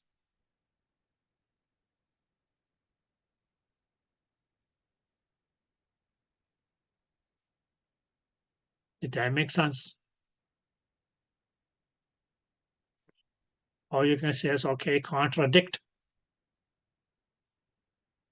What would it mean to contradict? Yesterday I said something, today I say something completely different, right? What is that I'm doing? Contradicting myself. Okay, but whether that word contradicting is makes sense because I'm saying something which is different from what I said the other day or yesterday. Did that make sense? So the word anything that's that is contra is going to be opposite. Okay. Or it's in this case, yes, more is going to be contrast. Okay. So I think that you guys will hear me use it as use, especially as during the beginning of this chapter here. And for whole of chapter 16 is going to be contrast. This is mainly going to be as what is going to be the difference between shades of gray that we may talk about as we go from one side of the scale to the next, to the next, to the next, to the next, to the next side of the scale. Okay. So contrast, guys, please look at the definition. Determines the range of brilliances. Now, guys, when we say range, what does that mean? That as minimum and maximum and what comes in between that. Yeah, okay. So within a displayed image. So we can have a image which only had two colors, for instance. Well, I may use the word colors, but what I mean is just black and white. So you can have as an image with just made up of black and white.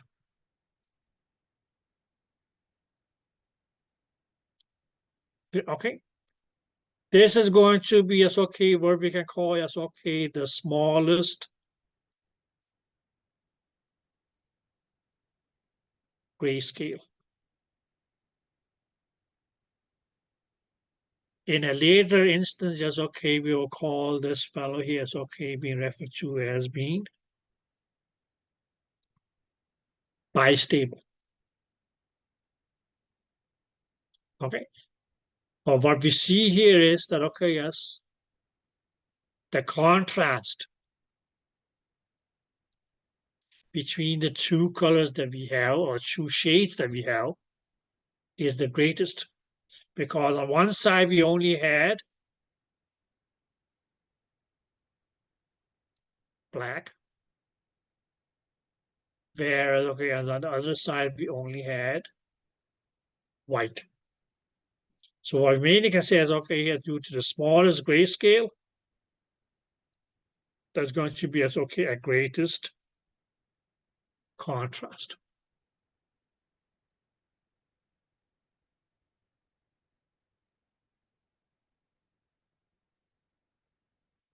Did you guys get that? Yes. Or if you just take that into a more as socioeconomic aspect. If the society only had two population groups, either you were dirty rich or you was as extremely poor. What would you have? A great contrast. Clear, okay. And you could probably see that contrast as you went from the mansion infested neighborhood going into the slums. Clear, okay. There was nothing in between. Well, so still not mansions, but you can say decent sized houses, well maintained, so and so. Okay, yes, and the house size just went smaller and smaller and smaller because the economy just get. Did that make sense? So what are you going to have in that case? The greatest contrast. Did that make sense? So that was only two groups. Either you were dirty rich, or you were extremely poor.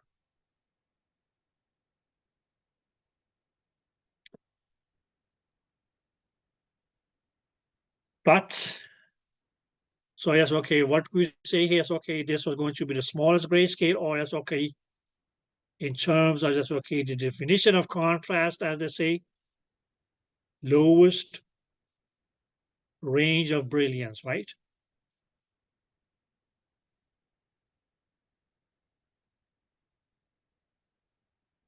Did that make sense? Whereas we, on the other hand, can say it's if we have, let's say it's this is still black.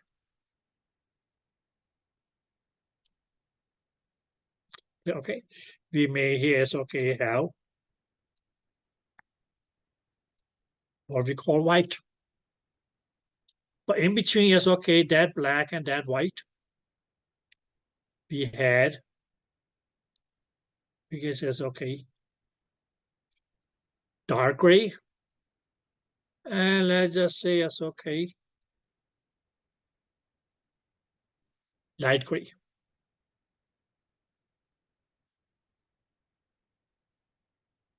Okay, now we can say it's this maybe is grayscale or grayscale. Okay, and what we mainly will see is that as we go from the black to the light gray or dark gray, from the dark gray to the light gray, from the light gray to white. Well, compared to over here, there would have been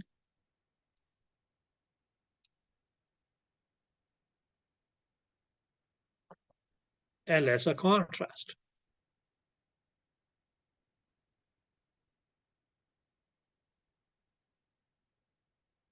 Yeah, okay. Whereas, now, just look at it, just now we just take another grayscale. Well, guys, this is still going to be black. We can see as we still have white. But in this instance, is instead of just having two shades of gray, well, we can say, well, we still have a dark gray. We can say, we just have a lesser dark gray. We can say, we may have a lesser light gray. And we can say, and then we have this gray, which was, the light gray. Okay, so in this case, it's what is that we have? We have, as a greater range of brilliance.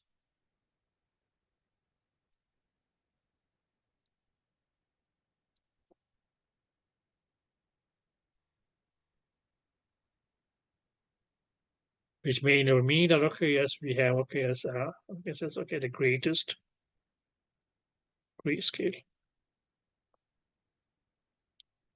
Now, due to this greater grayscale, because, okay, but what we can, I mean, can say is, okay, when we compare the black to the dark gray to the lesser dark gray, to the lesser dark gray, to the less light gray, to the lesser light gray, to the light gray, and that light gray to white, there's going to be as, okay, a lesser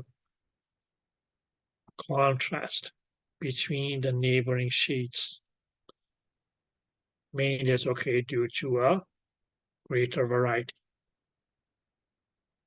So what we have here is a greater range of brilliance, which means that we have a greater variety of the shades of gray, as we call it, which cause that we have a greater grayscale. And the greater gray, or the greater our grayscale is going to be, the lesser will be the contrast between this to this, this to this, this to this, this to this, this to this.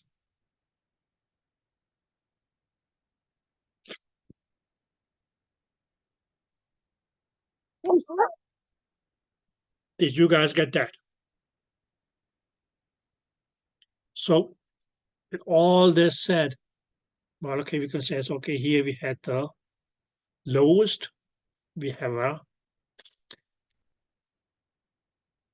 greater, and okay, here we have the, and here's, okay, we had the greatest range of brilliance, because we had dark or pitch black, less dark, lesser dark, lesser dark, lesser dark, and okay, it's completely white.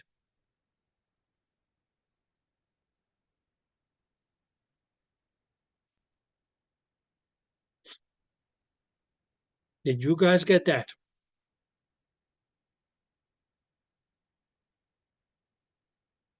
Yeah.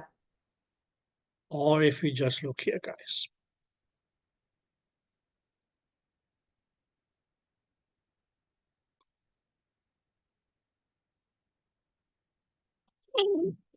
Hey guys, so what do we have here?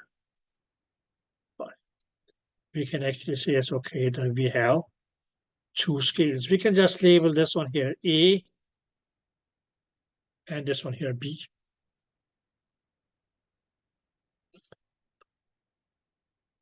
Is that clear?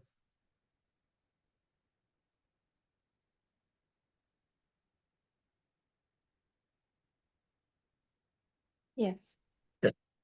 Okay.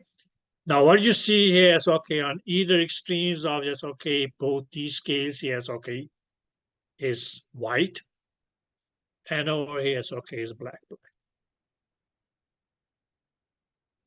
Okay. Now if we look at, for instance, okay, A, this is going to, yes, okay, this is going to be, yes, okay, a greater scale, which means because yes, okay, we have a greater range of brilliance or brightness. Because what do you mean by range? Mean yes, okay, just varieties.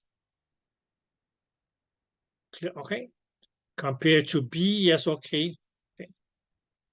Okay, we mean is that okay, comparing these two together, B is actually is okay a smaller scale, which mainly means that okay, it has a smaller range of brilliance. Because okay, when you look at this scale, scale A versus B, there are some shades that we find in A that we don't find in B. For instance, this one here is not found in B. This one is not found in B. You can say, roughly speaking, this one here is not found in B. Like this one here is not found in B either.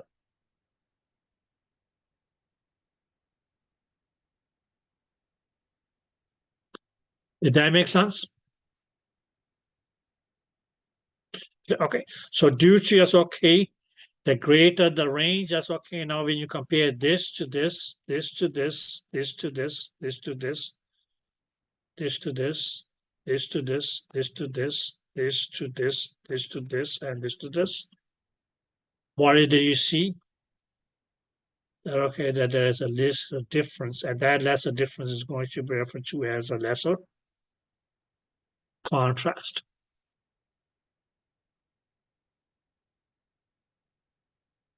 Because of a greater range.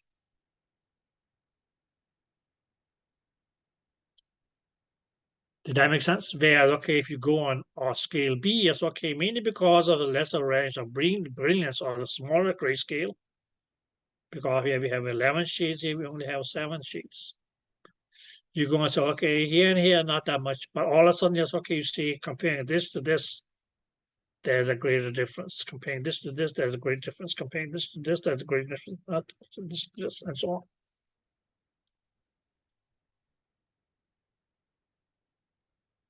Did you get that? As a matter of fact, yes, okay, even this shade here is okay, is missing in over here. Because we just go from this, okay, from a similar gray shade like this one here, all the way to black. All of a sudden.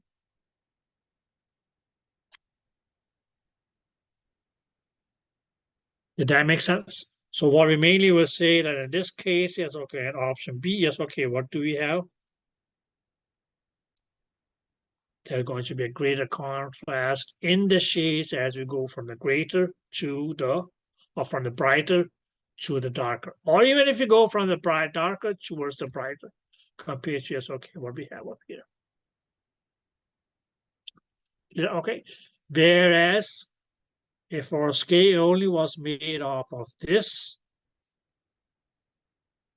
and this, black and white, what would that be? That would be as okay, the smallest scale, possible scale that we had. Clear? Okay. Did that make sense?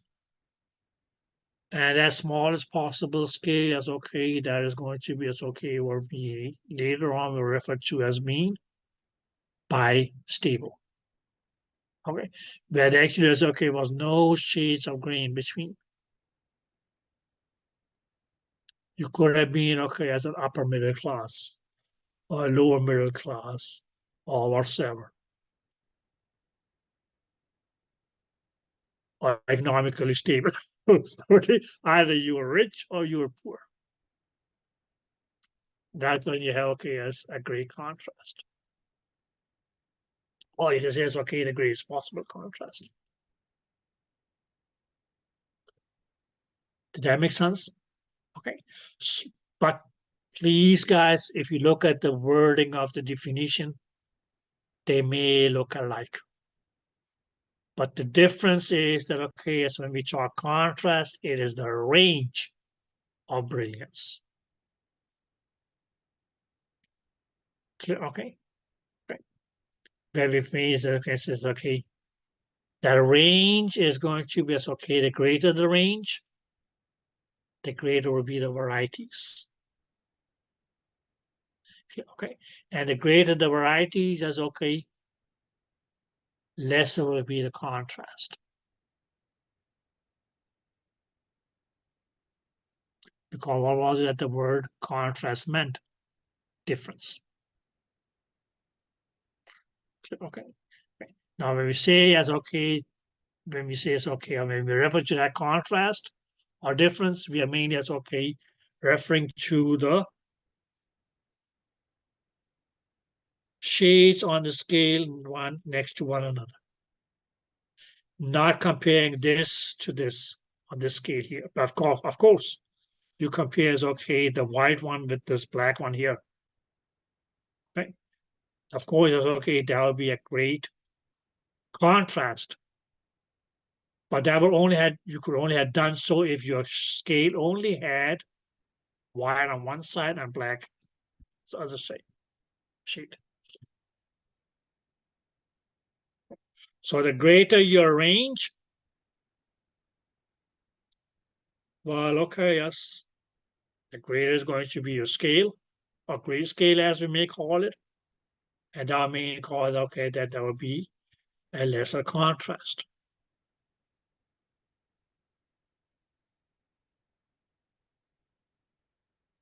Whereas, okay, as on the other hand, the lesser the grayscale, well, okay, as the greater the contrast. Okay, so just think of it in this way, guys, that if I told any of you to just, okay, paint a black and white picture, a painting or whatsoever, okay, you're not giving any of the reds, yellows, purples, blues, nothing. I said, well, okay, yes. These here will be as okay the colors that you'll be allowed to use to paint a black and white painting. Or these will have been as okay the colors that you'll be allowed to use. Or I may even say, as okay, well, okay, I'm only going to give you black and white.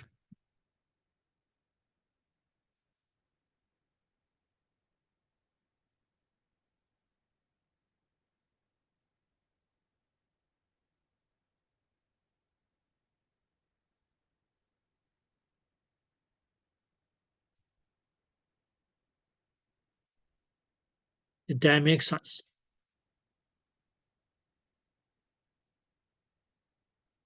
So yes, okay, I limit the range of colors that you may put into the or use in the picture or painting.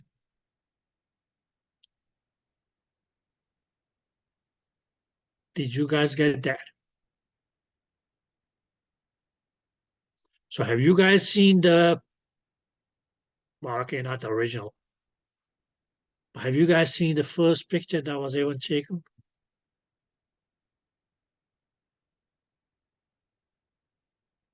I don't think so. On the record. Okay, it's Maybe. probably not that impressive. First of all, it's okay because you only got two shades. Yes, okay, something is very bright or something is okay, yes, pitch black. Okay. And not that the person who took it, yes, okay, took a picture of, okay, yes, his father or mother or girlfriend or whatever you want to call it. No, actually, that's okay. Just as okay, some rooftops from as okay, from his okay, from his loft or attic, as you may call it. So yeah, that was the first picture. But you can make it as okay, high contrast because there was only two shades or two colors in that picture. Pitch black and okay, yes, screaming white.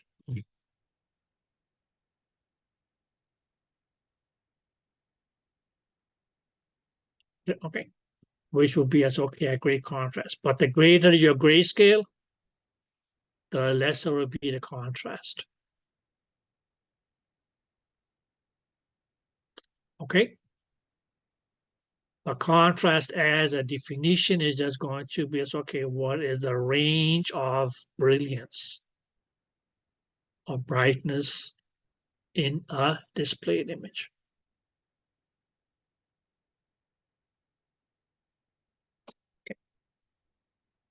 And how is this range of brightness being controlled?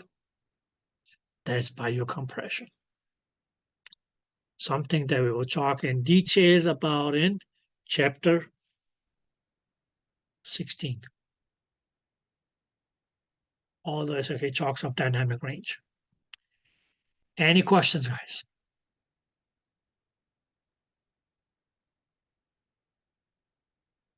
Any questions about what a brilliance is? Brilliance is just another word for brightness. Okay, so the brighter your image, more brilliant. Less brighter the image, yes, okay, less brilliance. Okay, but how do you adjust that or control that? By your beam mode. Okay, good. Now, dear guys, now this is one of those chapters that I'm going to just be jumping a little bit around them to begin with. Okay. But just to before making our first jump, let us just talk a bit about what we know as analog versus digital.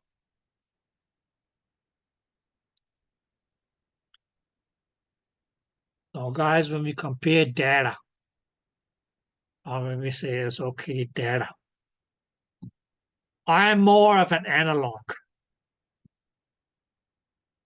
Where you guys being of a relatively younger generation, maybe more digitalized.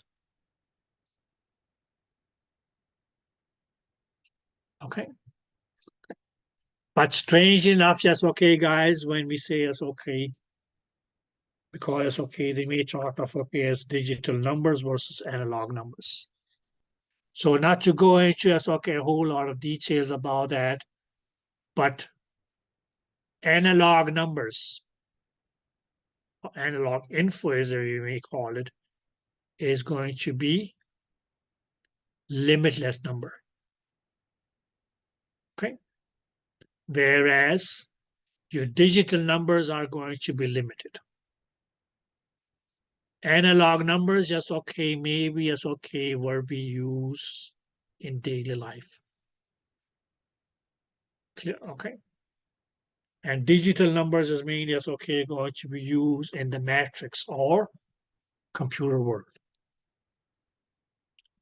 Yeah, okay. That's pretty much about it. Okay. It talks a bit about the advantages and disadvantages of digital versus analog. And let me just give us an example. Because guys, the picture of your great-great-grandparents that was taken 100 plus years ago, what might have happened to that picture over the course of time?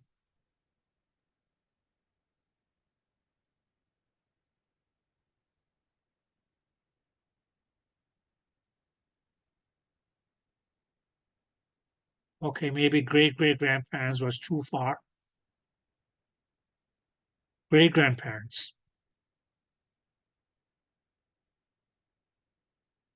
It would start to break down, like the coloring would change, The color will change, or the color will fade. fade. Here we go. Clear? Okay. Why would that be? Because that is an analog picture. Clear? Okay. Now you can preserve that picture in the way that it is now. And even if you have the time, if you have the energy, yes, even Photoshop it a little bit to restore those shades that might have faded over the course of time. Did that make sense? Okay. Whereas, if you store it on a digital media, it becomes a digital picture now.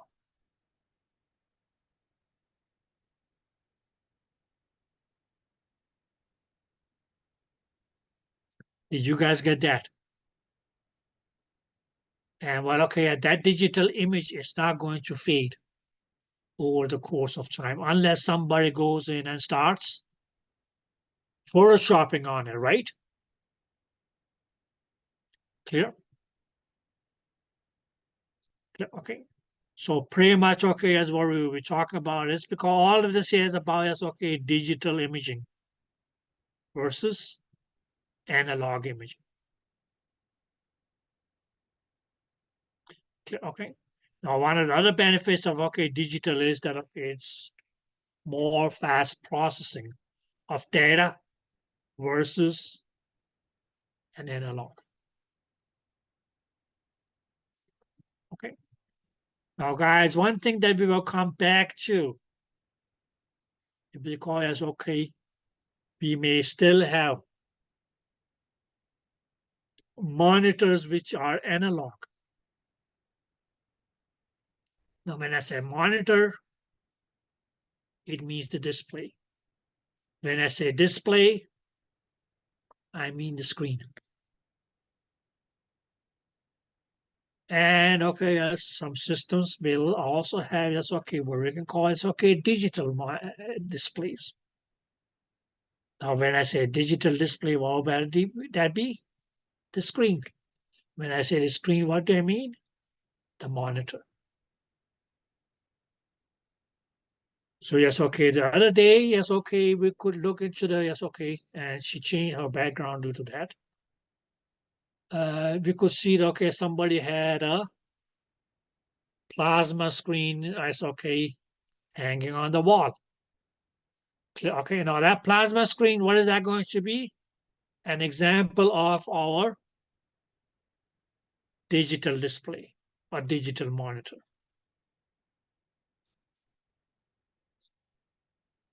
Did you guys get that? Good. Whereas, okay, have you seen those, yes, okay, grandpa TVs that weigh half a ton? Okay, that you probably, yes, okay, won't be able to, yes, okay, fit through the doors anymore. Right? Why? Because, okay, they have such a big bottom behind them, right? Nothing wrong with those TVs. We talk about, yes, okay, what is wrong with them? But anyways, great. But that's okay. That's going to be an analog display. So when you go into the lab, you will see, yes, okay, some of the screens or monitors are going to be flat screens, just like plasma screens or LED screens. And some monitors are going to, yes, okay, have a big, that's okay, behind the butt, or you want to call it, yes, okay, because that's mainly going to be, yes, okay, analog monitor or display. Clear? Okay. Or will the analog image, okay, will the analog monitor display you the image? Of course it will. There's nothing wrong with them. They still work. Clear? Okay. But it's just, okay, it's a matter of, okay, it's the way that, okay, the data, the information that your receiver has received is further going to be processed.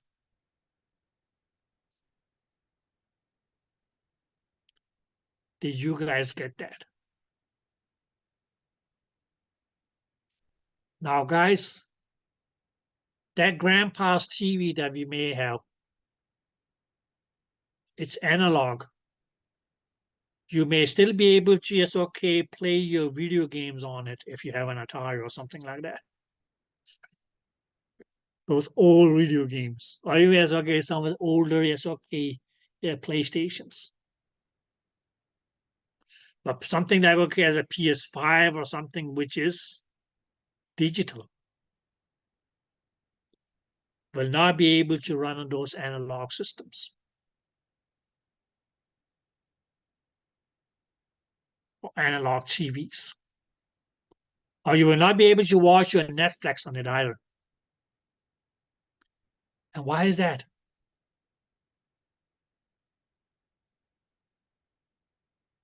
It's outdated. Outdated in what terms, my dear? Technology, Okay. software. Okay. Mainly because, my dear, because it's okay, the format in which is okay, the television signals or transmission signals now are being transmitted as is digital. Whereas, okay, as back in the day, it used to be analog. So just think of it in this way, that, okay, yes, Netflix talks in a different language, which your analog TV does not understand.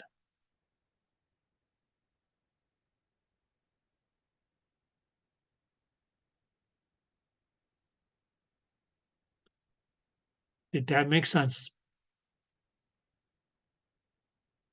And vice versa. So yes, okay, your digital TVs, yes, okay, had they been introduced 30, 35 years ago when, okay, the transmission wasn't digital, they were of no use. Because your transmissions were analog, but yes, okay, the system that you had, a flat screen, plasma screen, didn't catch those signals, didn't understand it. So that's why it's okay, but around the turn of the century, a millennium, what did we have? You guys remember those cable boxes? What were they? They were mainly, yes, okay, just machines that was going to translate the information from one format into another to make it suitable for your system.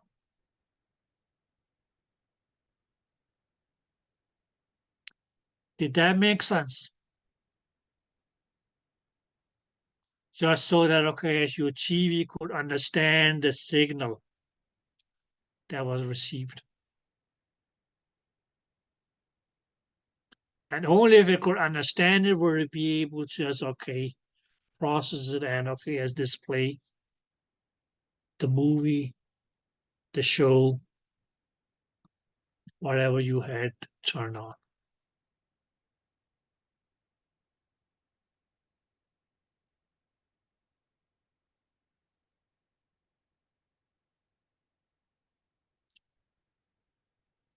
Now, guys, I know none of you have grown up with a black and white TV, right? Oh, okay. Okay, okay. So, my dear, even though, yes, okay, there was a black, yes, okay, color transmission, my dear, will you be able to see those colors on your black and white TV? It was my grandmother's, and I don't think no, like she couldn't change it at all. No, exactly. That will only be black and white and grays. Okay. Okay.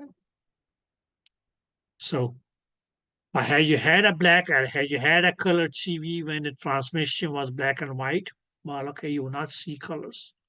You won't be able to see the color of the tie of the person was purple, or that he or she was wearing as green shirt or a yellow jacket or whatever. Okay, those would just have been displayed in regular black and white and okay as shades of gray. Right now, guys, just for a last example of okay as analog. Now you may have a digital display. You're scanning as okay the picture of okay as a new expectant couple. That's okay, that baby. On the monitor, yes, okay, essentially you have a digital display. Well, okay, yes, it's a digital image. But you save those images and print them out. Those prints are going to be print out on paper, printing paper, are going to be analogs.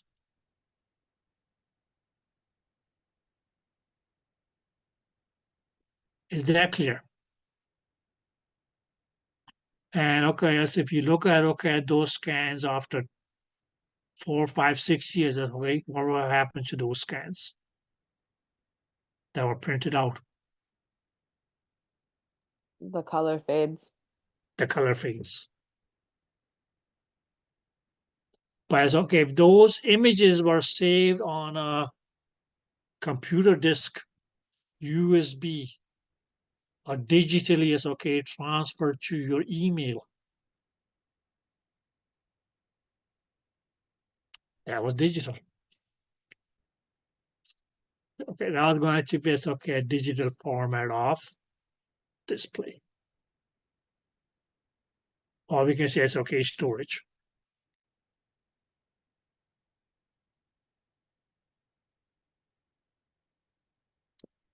Okay, guys. So, any questions?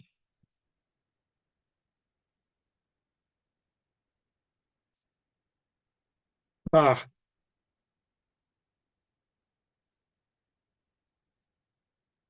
No, that's supposed that's shallow. C'est ça fait number 300 au large.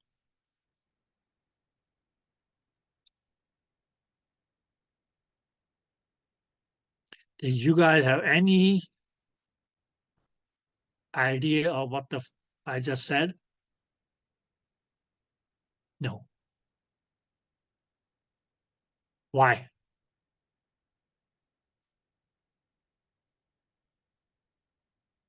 Because I may be speaking analog and you guys are all digitalized. I spoke a language that none of you have any idea of. Okay, yes, what single word will mean, right? Did that make sense? So what would you guys need to be able to understand what I was saying? A translator. A translator. Good. Okay. So what your scan converters mainly are going to be is translators. Translate what I just said in Pashto into English so that you guys could understand it.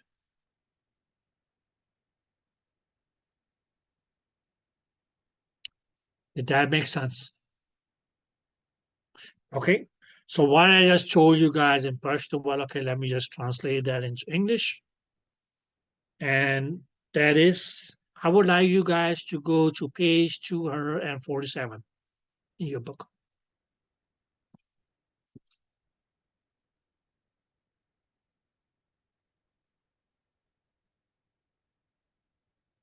All of you have your books. Okay. I åbnet op til side 247.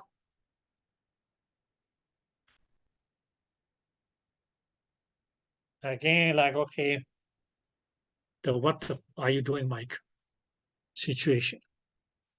Okay, so have you guys opened up to page 247? Good. Do you guys see a figure called 15.7? Good. Do you guys mind mark that figure?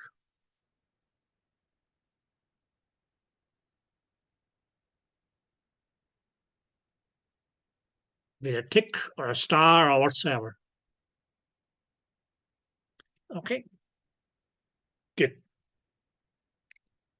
Because here is going to be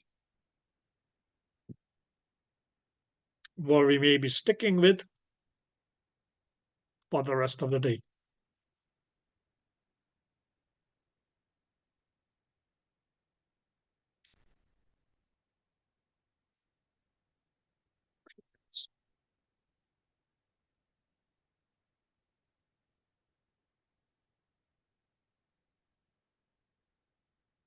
So if we reproduce, if I reproduce this, now I made this, okay.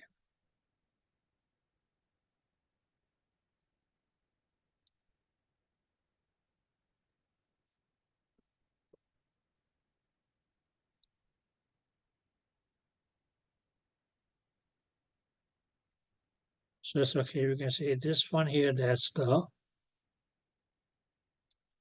transducer. And guys, please keep in mind, transducer is always going to be analog.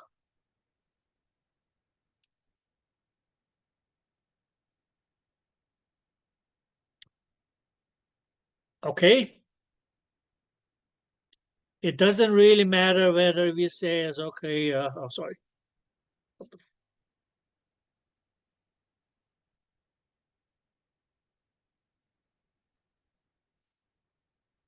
Okay. It doesn't really matter whether it talks about a pulse wave transducer, mechanical transducer, whatsoever. Transducers are always going to be analog. Okay. And just keep that, okay, as what was that analog was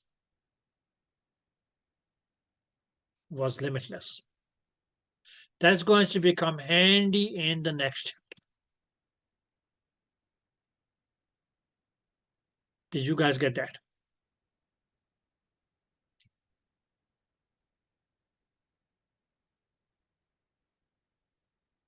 Yes. Now what I mean is, okay, just we'll do here is just, okay, go to memory.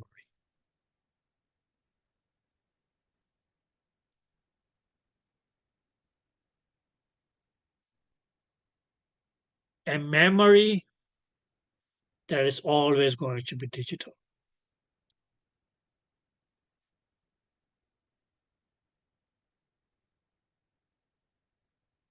Clear? Okay. And what digital numbers mean are going to be, yes, okay, it means, yes, okay, just going to be series of 1 and 2. So digital numbers actually are going to be, yes, okay, what we'll call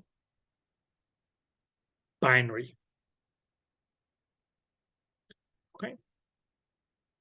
So if you look at, okay, as the digital format of information, it's just going to be as, okay, sequences of zeros and ones.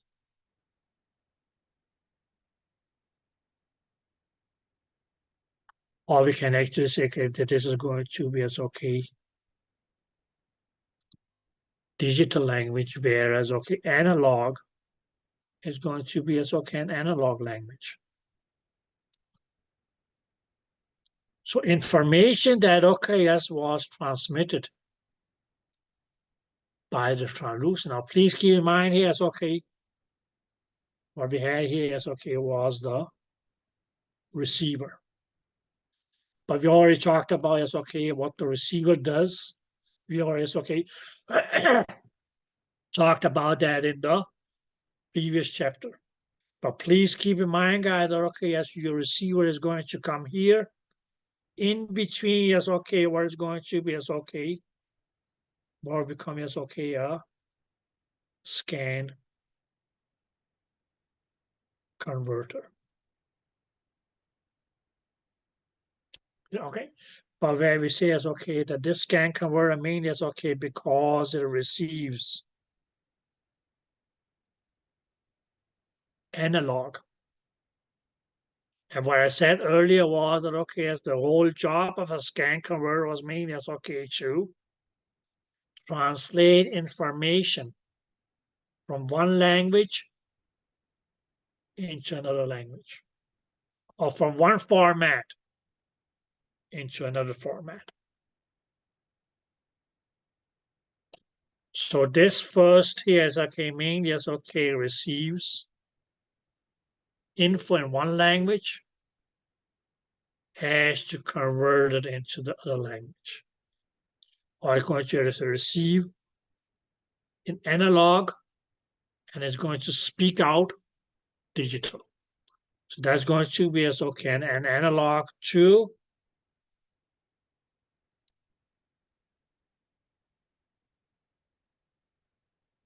digital scan converter. So he or she is, okay, will receive information in an analog format, but mainly as, okay, translate it into a digital format, because your memory is always going to be digital. So the way that he or she is okay understands words, terms, etc., is just going to be as okay, dependent upon as okay, a series of number of zeros and ones.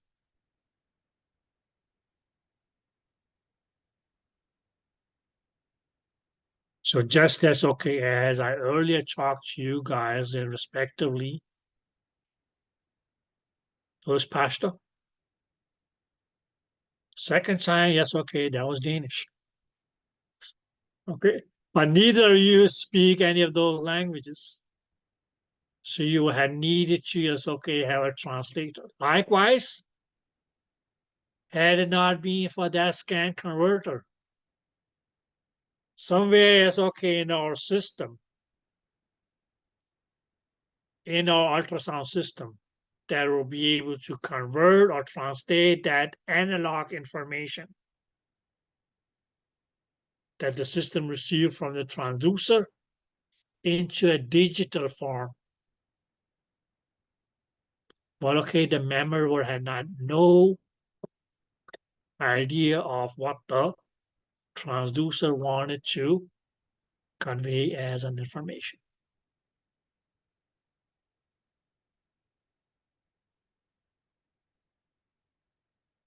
Did you guys get that? So please remember, guys, yes, okay, analog, sorry, transducer. Your transducers are always going to be analog. Transducers are always going to be analog. Memory is always going to be digital. Clear? Did you guys get that? Good. Now in this diagram here, it's okay, 15.7. What do we see?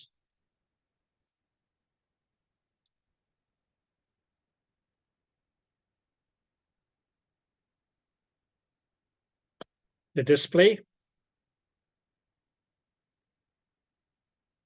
Now what the main SOK said about the display in this case is, okay, if that was analog. Now guys, what did I say about your analog display?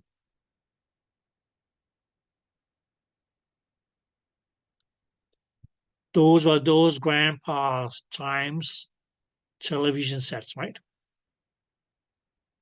Okay, that was an analog display. But what was it about an analog display? It doesn't speak digital. Okay, let's say that, okay, nowadays that's okay, we are not communicating in regular words. All our communication is in text messaging language. Okay, but LMAO is okay, is not the name of okay as a country, but means something else. WTF is not what we want to say here, or WTH, right? Okay. Now, but somebody said, what does word WTH means? Okay. Oh, it's okay, emojis. Did that make sense? So if you send, okay, some like a series of emojis to yes, okay, a grandparent, okay, they'll say, what? Okay, yes, what does all these different smiley faces mean? And okay, yes, the different fruits and animals and shooting stars and fireworks and all that. What does that mean? We have no idea. Why? Because this is a digital language. We don't speak that. So guys, again, if your digital or if your display was analog, what we will need is another scan converter. That mainly is okay. In this case, yes, okay, just we're going to yes, okay, translate the digital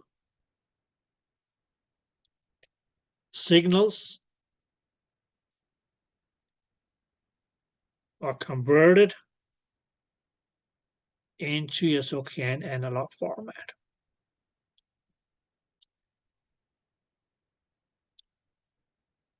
I mean, yes, okay, send out analog information that now is okay, could be displayed on your analog display.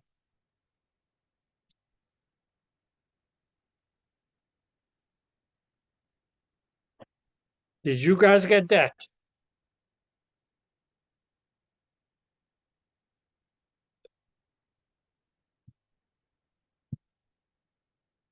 Yes. Good. Anybody who is in doubt? No. Good. But the question then arises,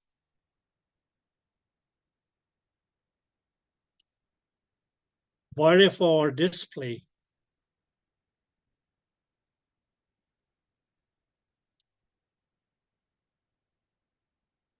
was digital? Or a plasma screen or flat screen?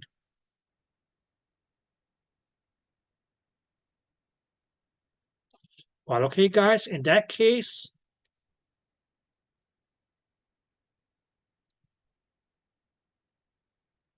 this conversion here is not needed because we already have the information as a digital windup where we convert that back to an analog, which this system here is okay, won't understand. Because okay, if you guys are used to just okay, communicate in form of LOLs and LMAOSs and or sort of it's okay, and different emojis, and somebody send you guys a regular typed out word message, you have no idea how to comprehend that, right?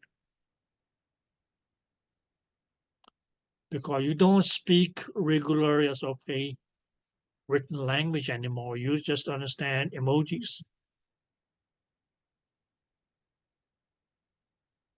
Did that make sense? So, since as I said, guys, memory was digital, and if your display was digital, well, in that case, you didn't really need to convert that digital info back into yes, okay, an analog format, but it could mean it's okay, go directly to a digital display.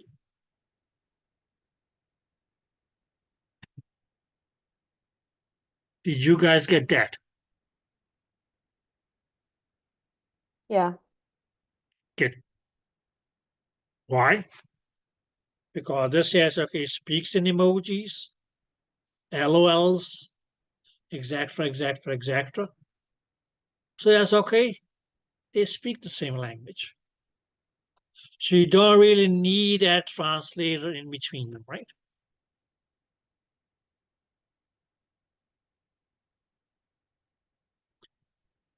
Did that make sense? Where only if you have yes, okay, digital to, only if you had an analog display, that would require that okay, yes, info from your memory, which is always good. So the digital has to be converted from a digital format into an analog format to be displayed on an analog display.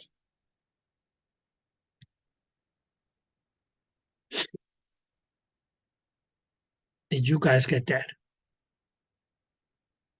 So only and only and only when we have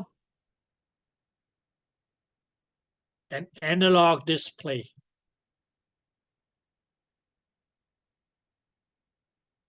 do digitalized memory info or data need to be converted into an analog format through a digital to analog scan converter. Or we can say it's okay if the information is okay needs to be displayed or retrieved in an analog format. Well, okay, it first has to be converted from the digital format in the memory into an analog format, and then it's okay retrieved in an analog form. Now that analog form can be as okay on an analog display, a jumbo size screen, or even, as I said earlier, a printout on paper.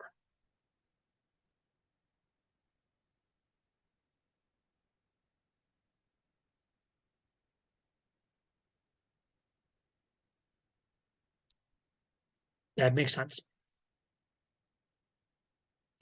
Okay, so that last conversion is only as okay if there is a analog display. If not, yes, okay, that last digital to analog converter can be omitted.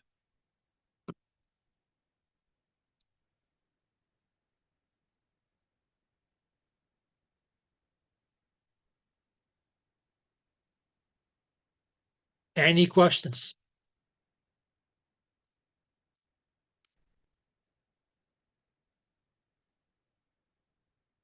Okay, guys.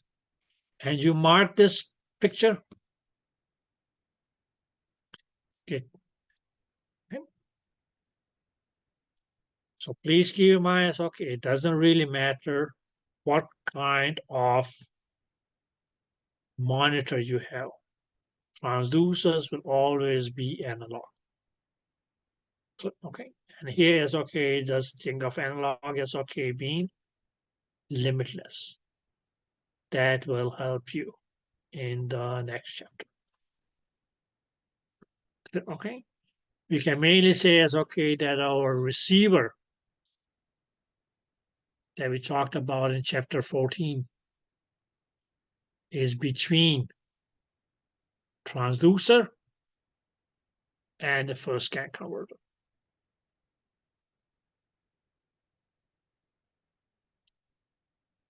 Did that make sense?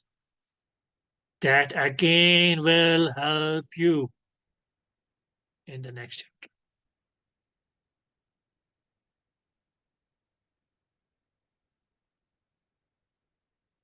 Okay, guys, take your lunch.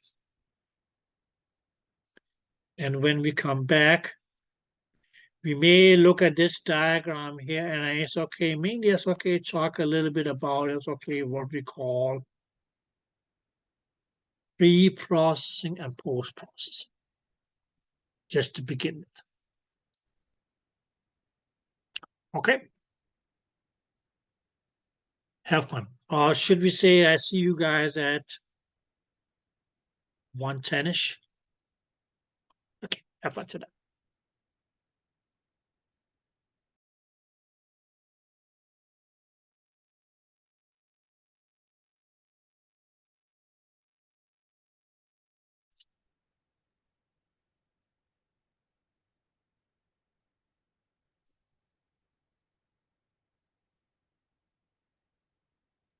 Welcome back, guys. And before I continue, any questions?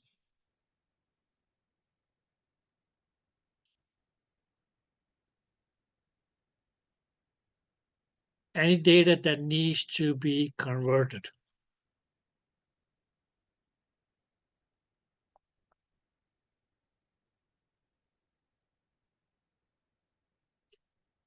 Nope.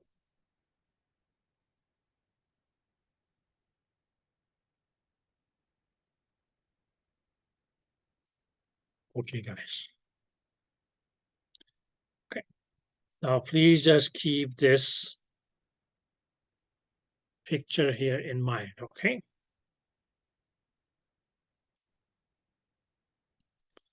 Oh, that's okay. The next thing that we just, okay, we can say it's okay. briefly we'll be talking about. Will be as okay, what we'll call as okay pre-processing.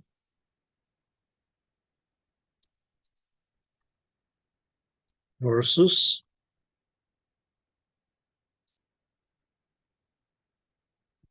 post.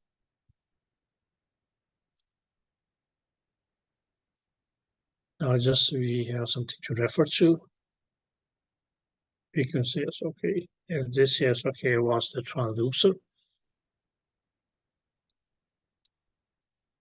We can say it's okay, this was the analog to digital scan converter. We just go like this, we can say it's okay.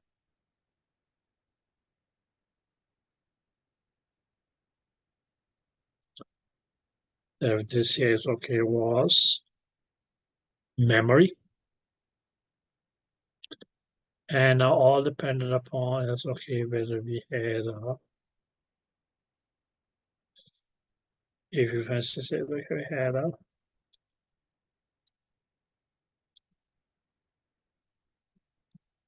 display that was analog, then we had to have a digital to analog scan converter. Or if you, for instance, okay, or if you had a display that was digital,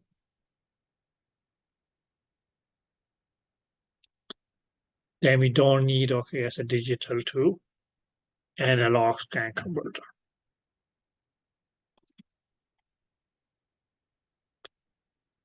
And what I already said was that your receiver was going to be as okay somewhere here in all this schema.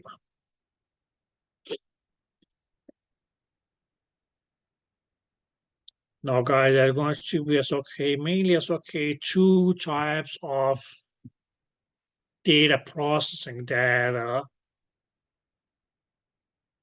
Signal is okay received by the transducer will undergo before it can be displayed. And one is going to be as okay what we will call pre-processing. Now, if you look at the word pre, that means it's going to mean as okay before. Whereas if you look at the word post, mainly will be after. And processing is just processing. Okay. Is that clear?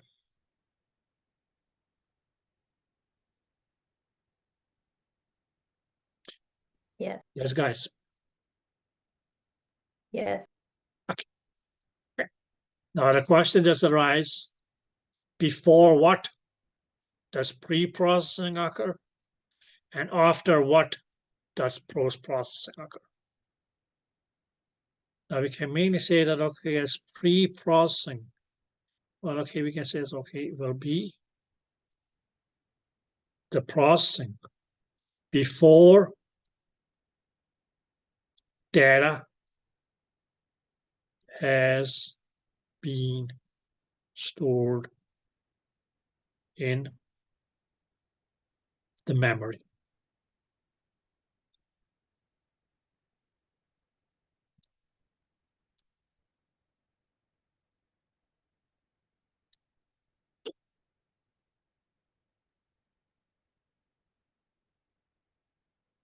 Is that clear? Which mainly was just okay, just say that, okay, yes, any processing that happens of the data before it has been stored in the memory is going to be pre-processed.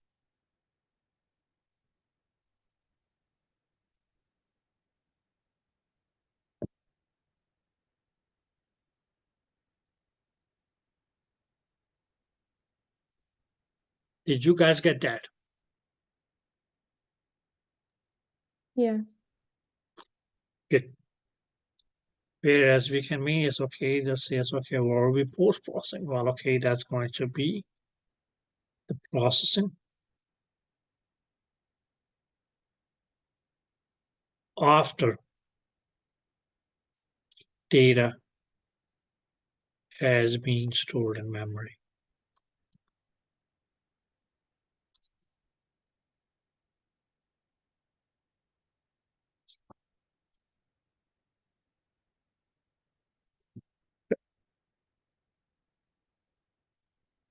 So all of this is okay, will be post-processing.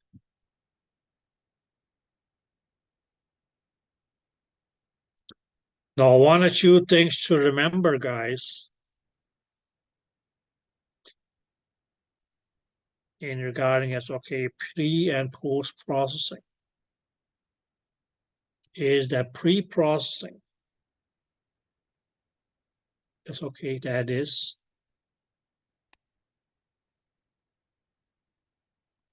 not reversible. Which mean can't be undone.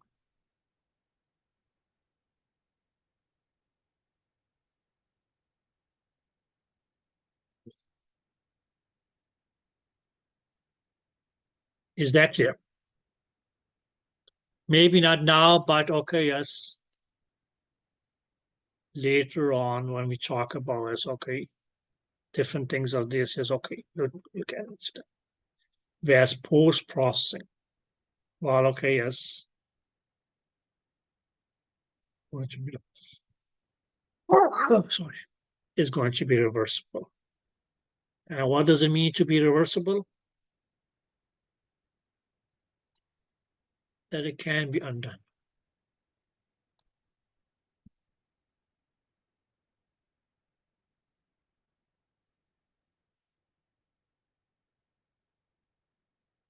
Is that clear?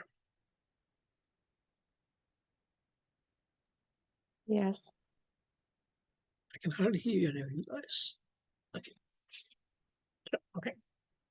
So pre-processing, well, okay, yes, the processing of your data, of your info, before stored in the memory, whereas post-processing going to be after stored in the memory. Okay.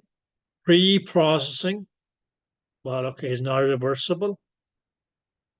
You can say it's okay once it is stored in the memory. Well, okay, yes, you can't undo that. Whereas post-processing is going to be reversible. Okay. If you want to, well, okay, yes, you can resave it in the memory. But if you don't want to, well, okay, yes, you may not have to.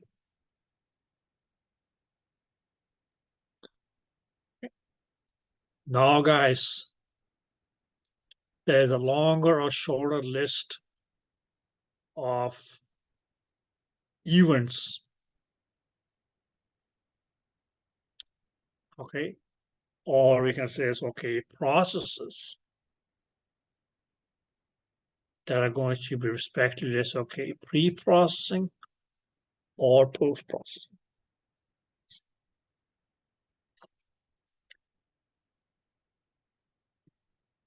Now, the type of events that are going to be as okay, pre-processing, if you look here, it means as okay, going to be as okay, what we can call as okay, our receiver functions.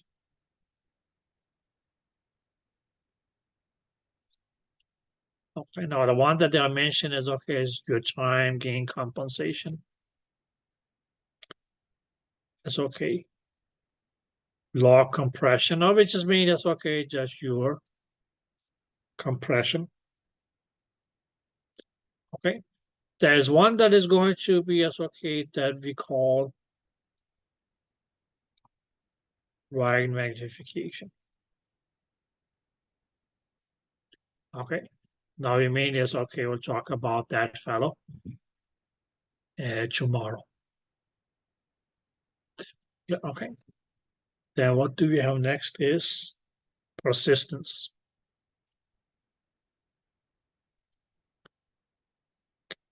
Let's just do this one. Preprocessing.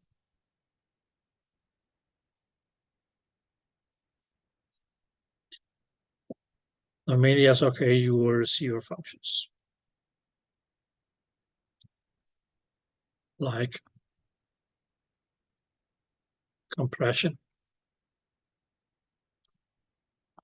and compensation.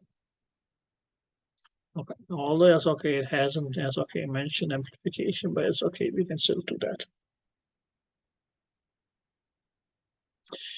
Okay.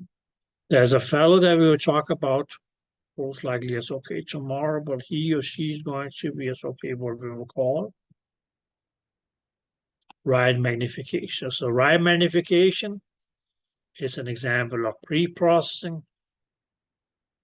Okay, and mainly as okay, just to remember is that okay, yes,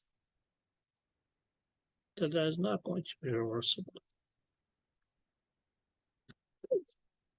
Why? Because it was okay as an example of pre-processing.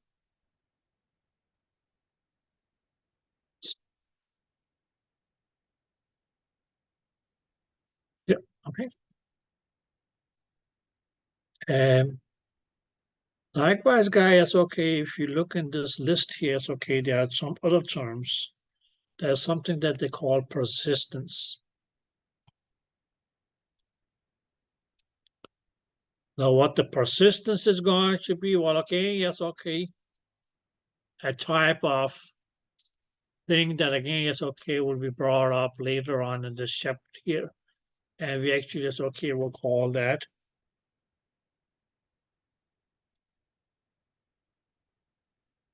temporal compounding.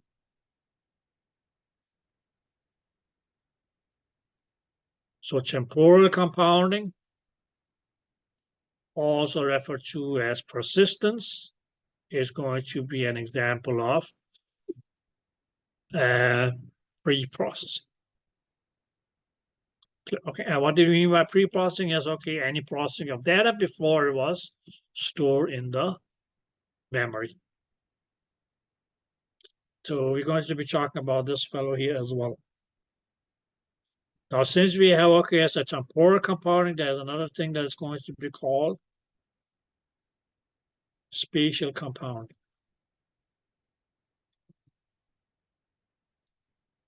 Okay. So we can mainly say that okay, as our compoundings, whether they were spatial or temporal, yes, okay, both of them are going to be examples of pre-processing. Okay, not really mention worthy, but there's something that we call as okay, edge enhancement.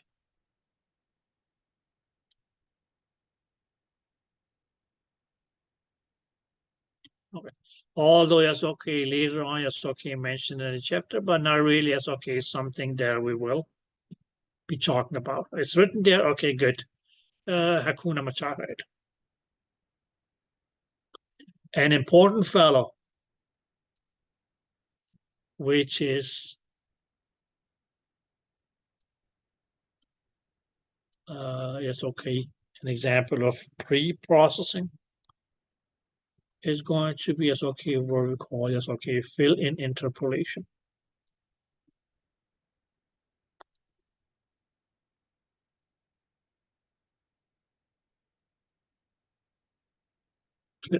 Okay. So please, yes, okay, guys, that table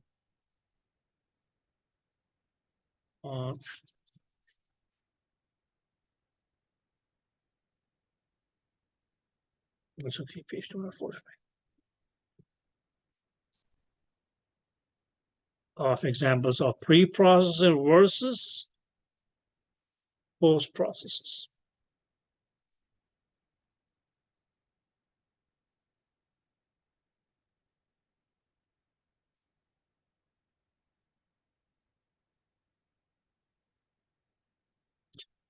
Now, the first thing that I mentioned here is, okay, we can say, okay, any changes on a frozen frame.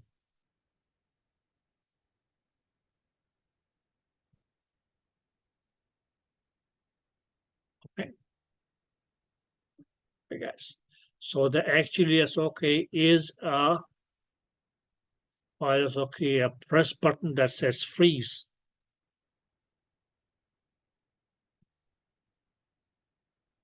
And what does that mean? That any image on which you freeze is going to be stained or frozen. So even it's okay if something was moving and you say freeze, this is going to be a frozen image.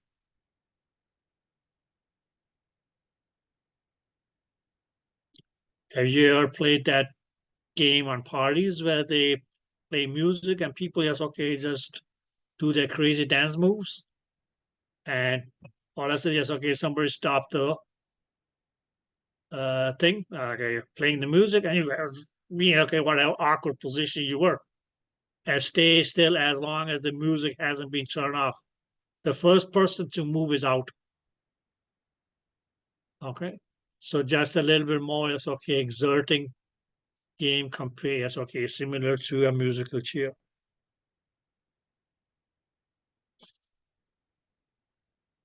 Clear? Okay, so that's okay. What is it that we can do on an image? We can freeze it. Clear? Okay. And any manipulation, any changes that we may do on that image after it has been frozen will be post-processing.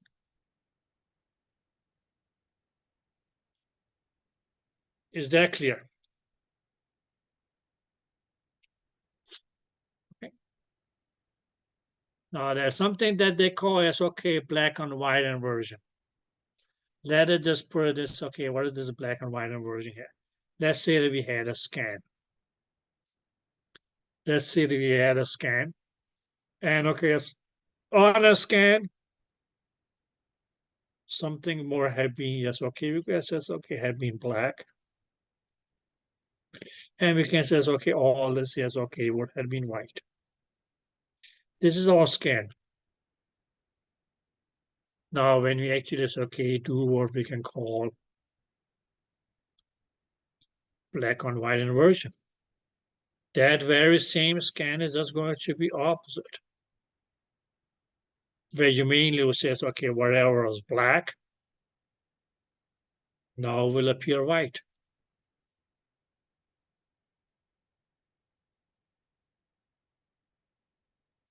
Okay, and what was white now appear black.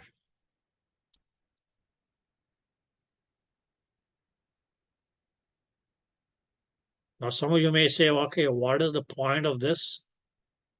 Well, if there was something, yes, okay, in here that we needed to see but couldn't see because the whole background was white, blacked,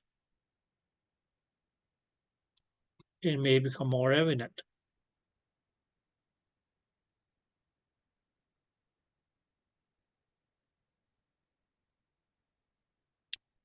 Did that make sense?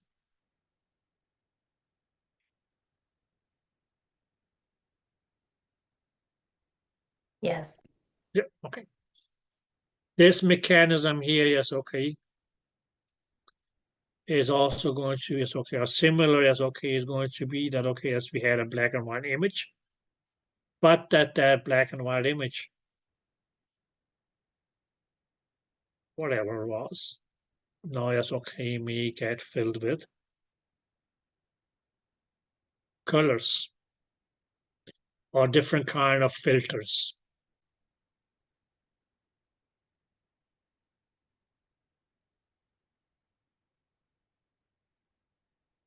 Okay. Okay. So that again is okay, will be post processing. Okay. But it means says, okay, what we already had, okay, as a regular image saved in the memory, but we actually just, okay, trying to just, okay, do some photoshopping on that image and so on. So, or let's say it's okay, that specific frame. Okay. Now, guys, just as we had right magnification, which was an example of pre-processing, we're going to have, okay, an opposite fellow of that, that is going to be post-processing, that we call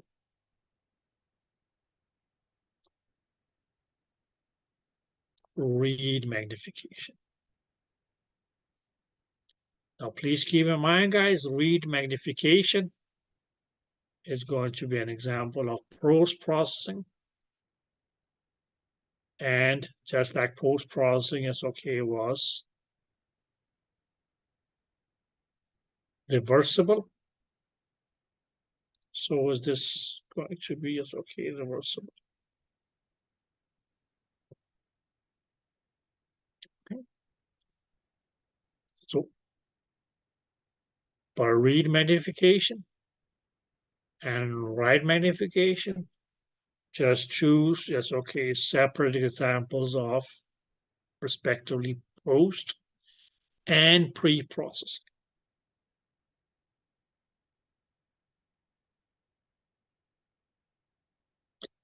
Okay.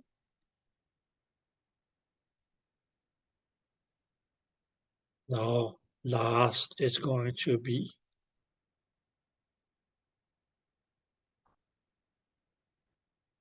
rendering. Now, guys, if you remember from chapter number 12,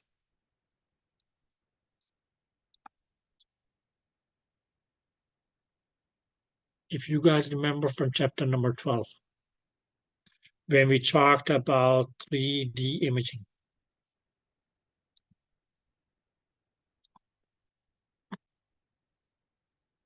You remember that, fellow? Yes. Good. Now, what did we say? The process of creating 3D imaging was what we call rendering. So the process to create a 3D image is okay, that was known as rendering.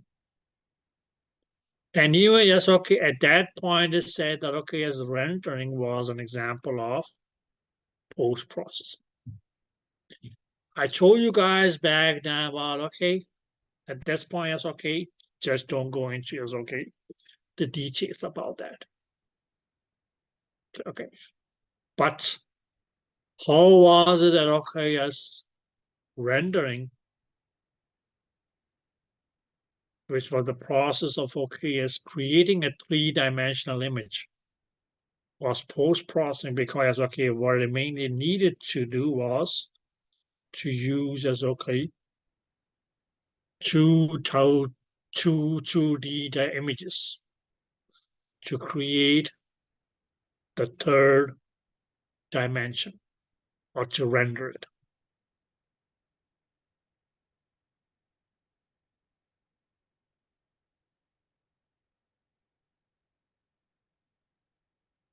Yeah, okay. But that's mainly going to be happening, yes, okay, after these 2D images were stored in the memory. Then the system, as a part of rendering, will take those 2D images and render them to create that 3D image. Okay, so mainly because, okay, take data which already has been stored in the memory and further process it.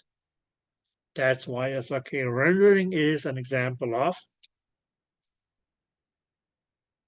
what you want to call it, post-processing.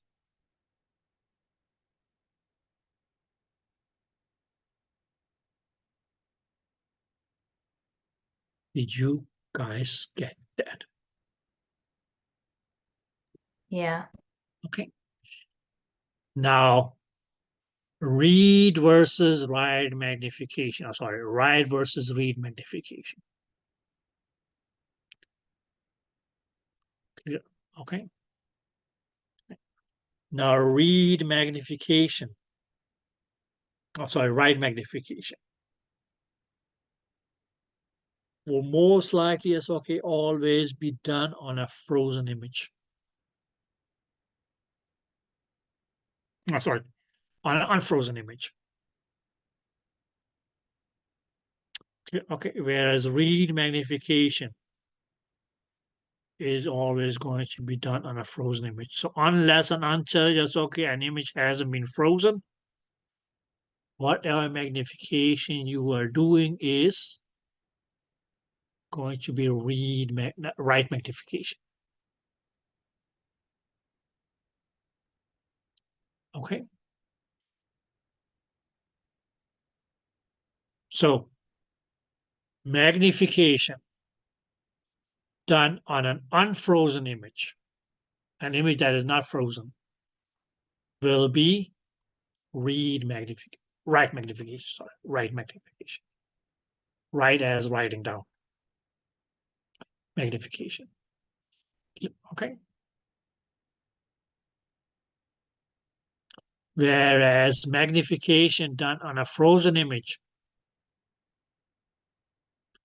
will be read magnification.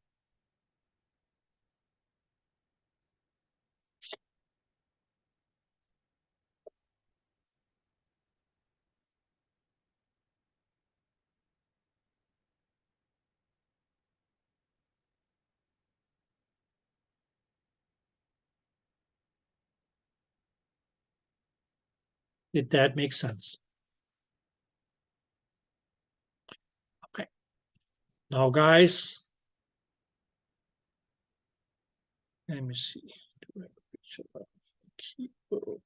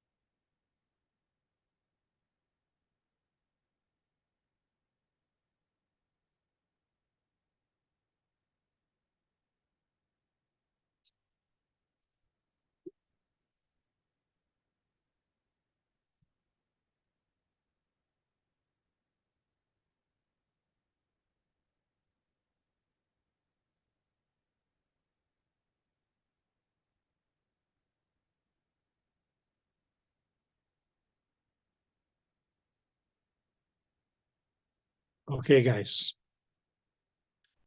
Look here.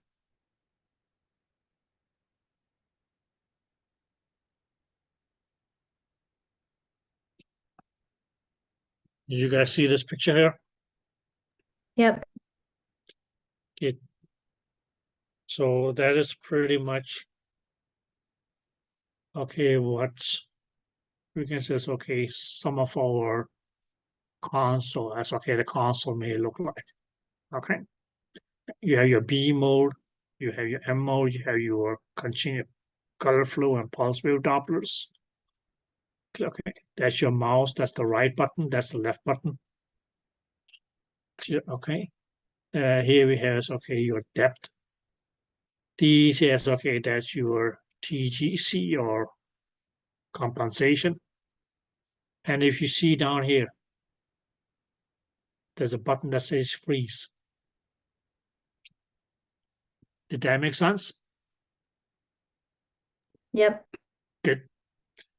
So this will mean is, okay, be the button that you can press on and, okay, yes, it will freeze your frame. Did you guys get that?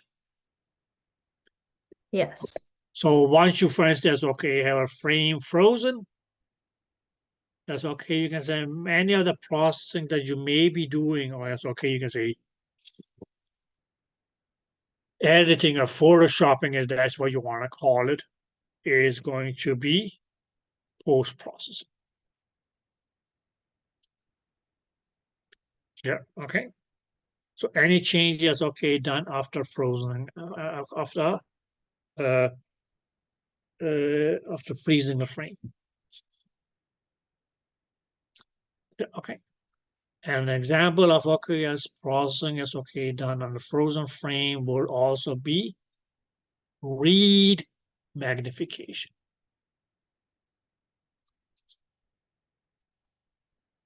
Now, any questions?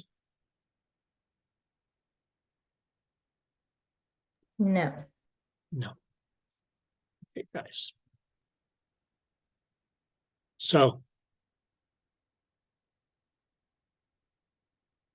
what are the takeaway points for today?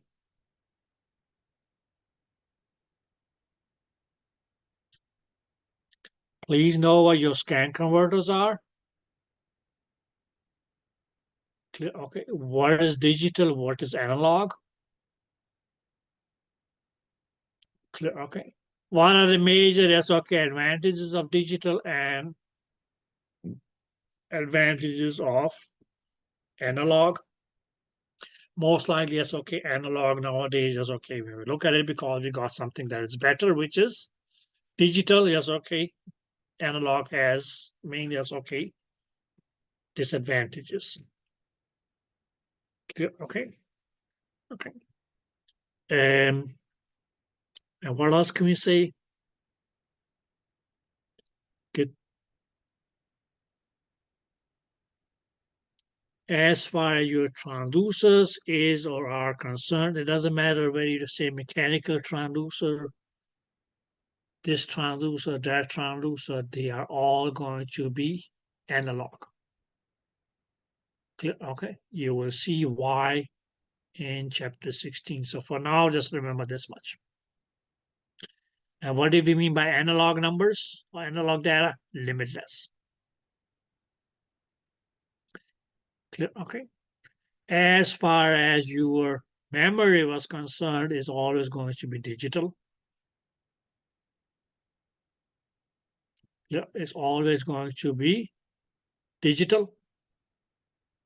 Clear? Okay. So all dependent upon whether you had a digital display, monitor or screen, or analog display or monitor or screen, that data from your analog or from your digital memory may have to be reconverted back into an analog format to be displayed on a analog display. Okay. Whereas, okay, that conversion is not needed for digital display.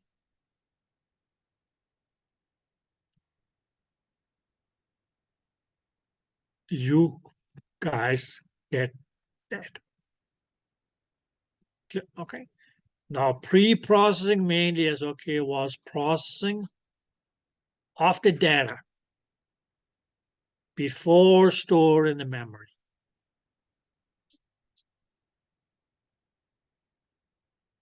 Clear? Okay. Whereas post-processing is going to be processing of data after it has been stored in your memory.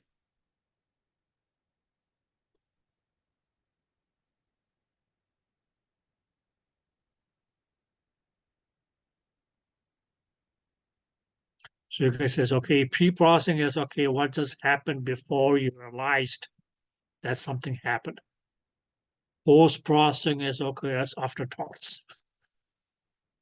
What the does they have? Let me just put it as okay, process all this data here.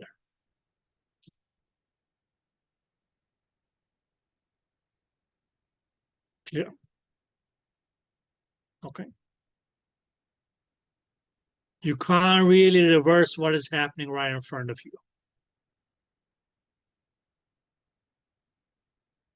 Because it has not been stored yet.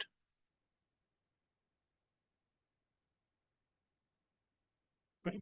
You can say, okay, bad experience, good experience. Okay, let me keep this good experience. Let me try to just, okay, erase this bad experience off my memory. What happens if, yes, okay, your memory gets full on a computer, cell phone, or whatsoever?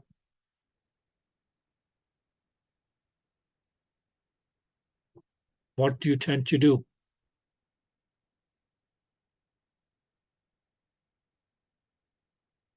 Free up space, How do you do that? delete everything. Delete everything. Okay. Now you guys might have been too young. But I remember, yes, okay, back in 2003, 4-ish, what they mainly, yes, okay, said was, okay, at that time, yes, okay, if you had more than 2 megabytes of data on an email address, yes, okay, that will be filled up. So you really couldn't receive any more emails because that was the max space that an email address or an email inbox will allow you.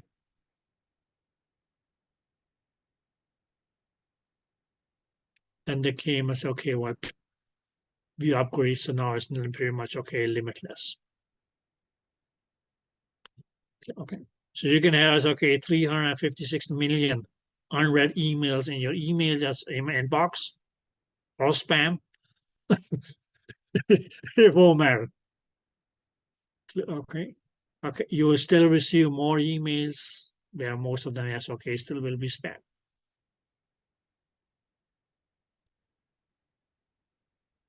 Whereas, okay, back then, it's okay, people will be sending you emails and you wouldn't receive them because your inbox was filled to the brim.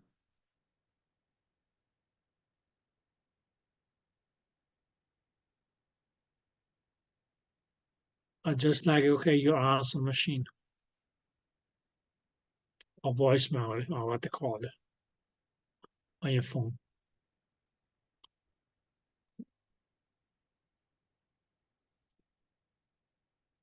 Any questions, guys?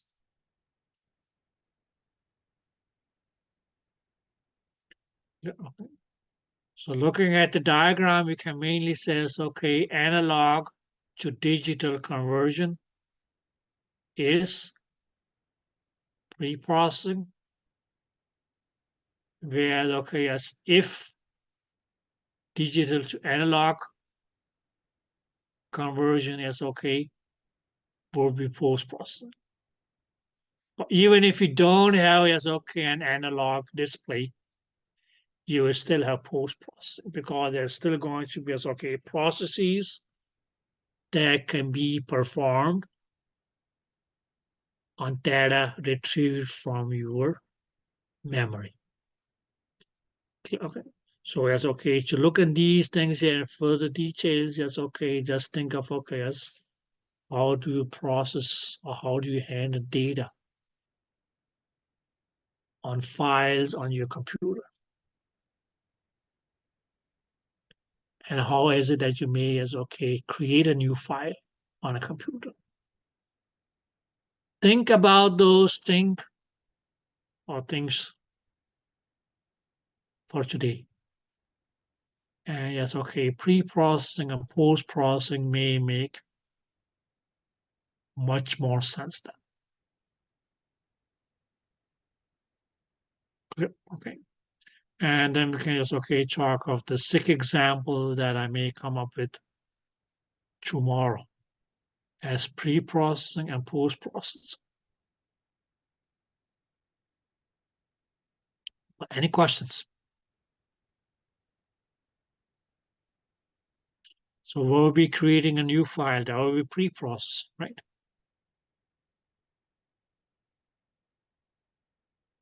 Retrieving that file and yes, let's say editing it, Photoshop it, write an extra sentence in that document, could be post-processing. Or that file has already been saved.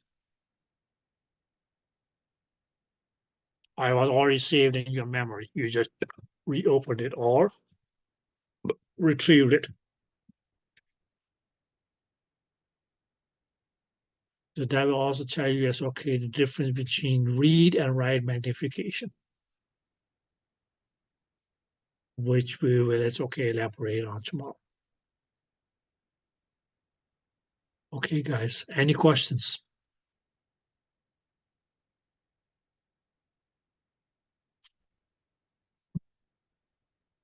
Yes, guys. No. Okay. So I guess I see you guys tomorrow at 2 o'clock. No. Sorry. At 9 o'clock. What the blue? Some of you guys, 2 o'clock, I got to leave. Okay, I gotta be out. And please, guys, remember the difference between brilliance and contrast. Okay. The catchphrase in contrast is range of brilliance, whereas brightness is just the brilliance of the displayed image, no range. Okay, how bright or dark is it that the images? Whereas, contrast will be how many varieties of bright do we have? How many varieties of dark do we have? And all dependent upon it, that gives us certain contrast in the image. Okay, guys. Have fun and see you guys tomorrow. Okay. See you tomorrow. Okay, check it. Okay, bye-bye.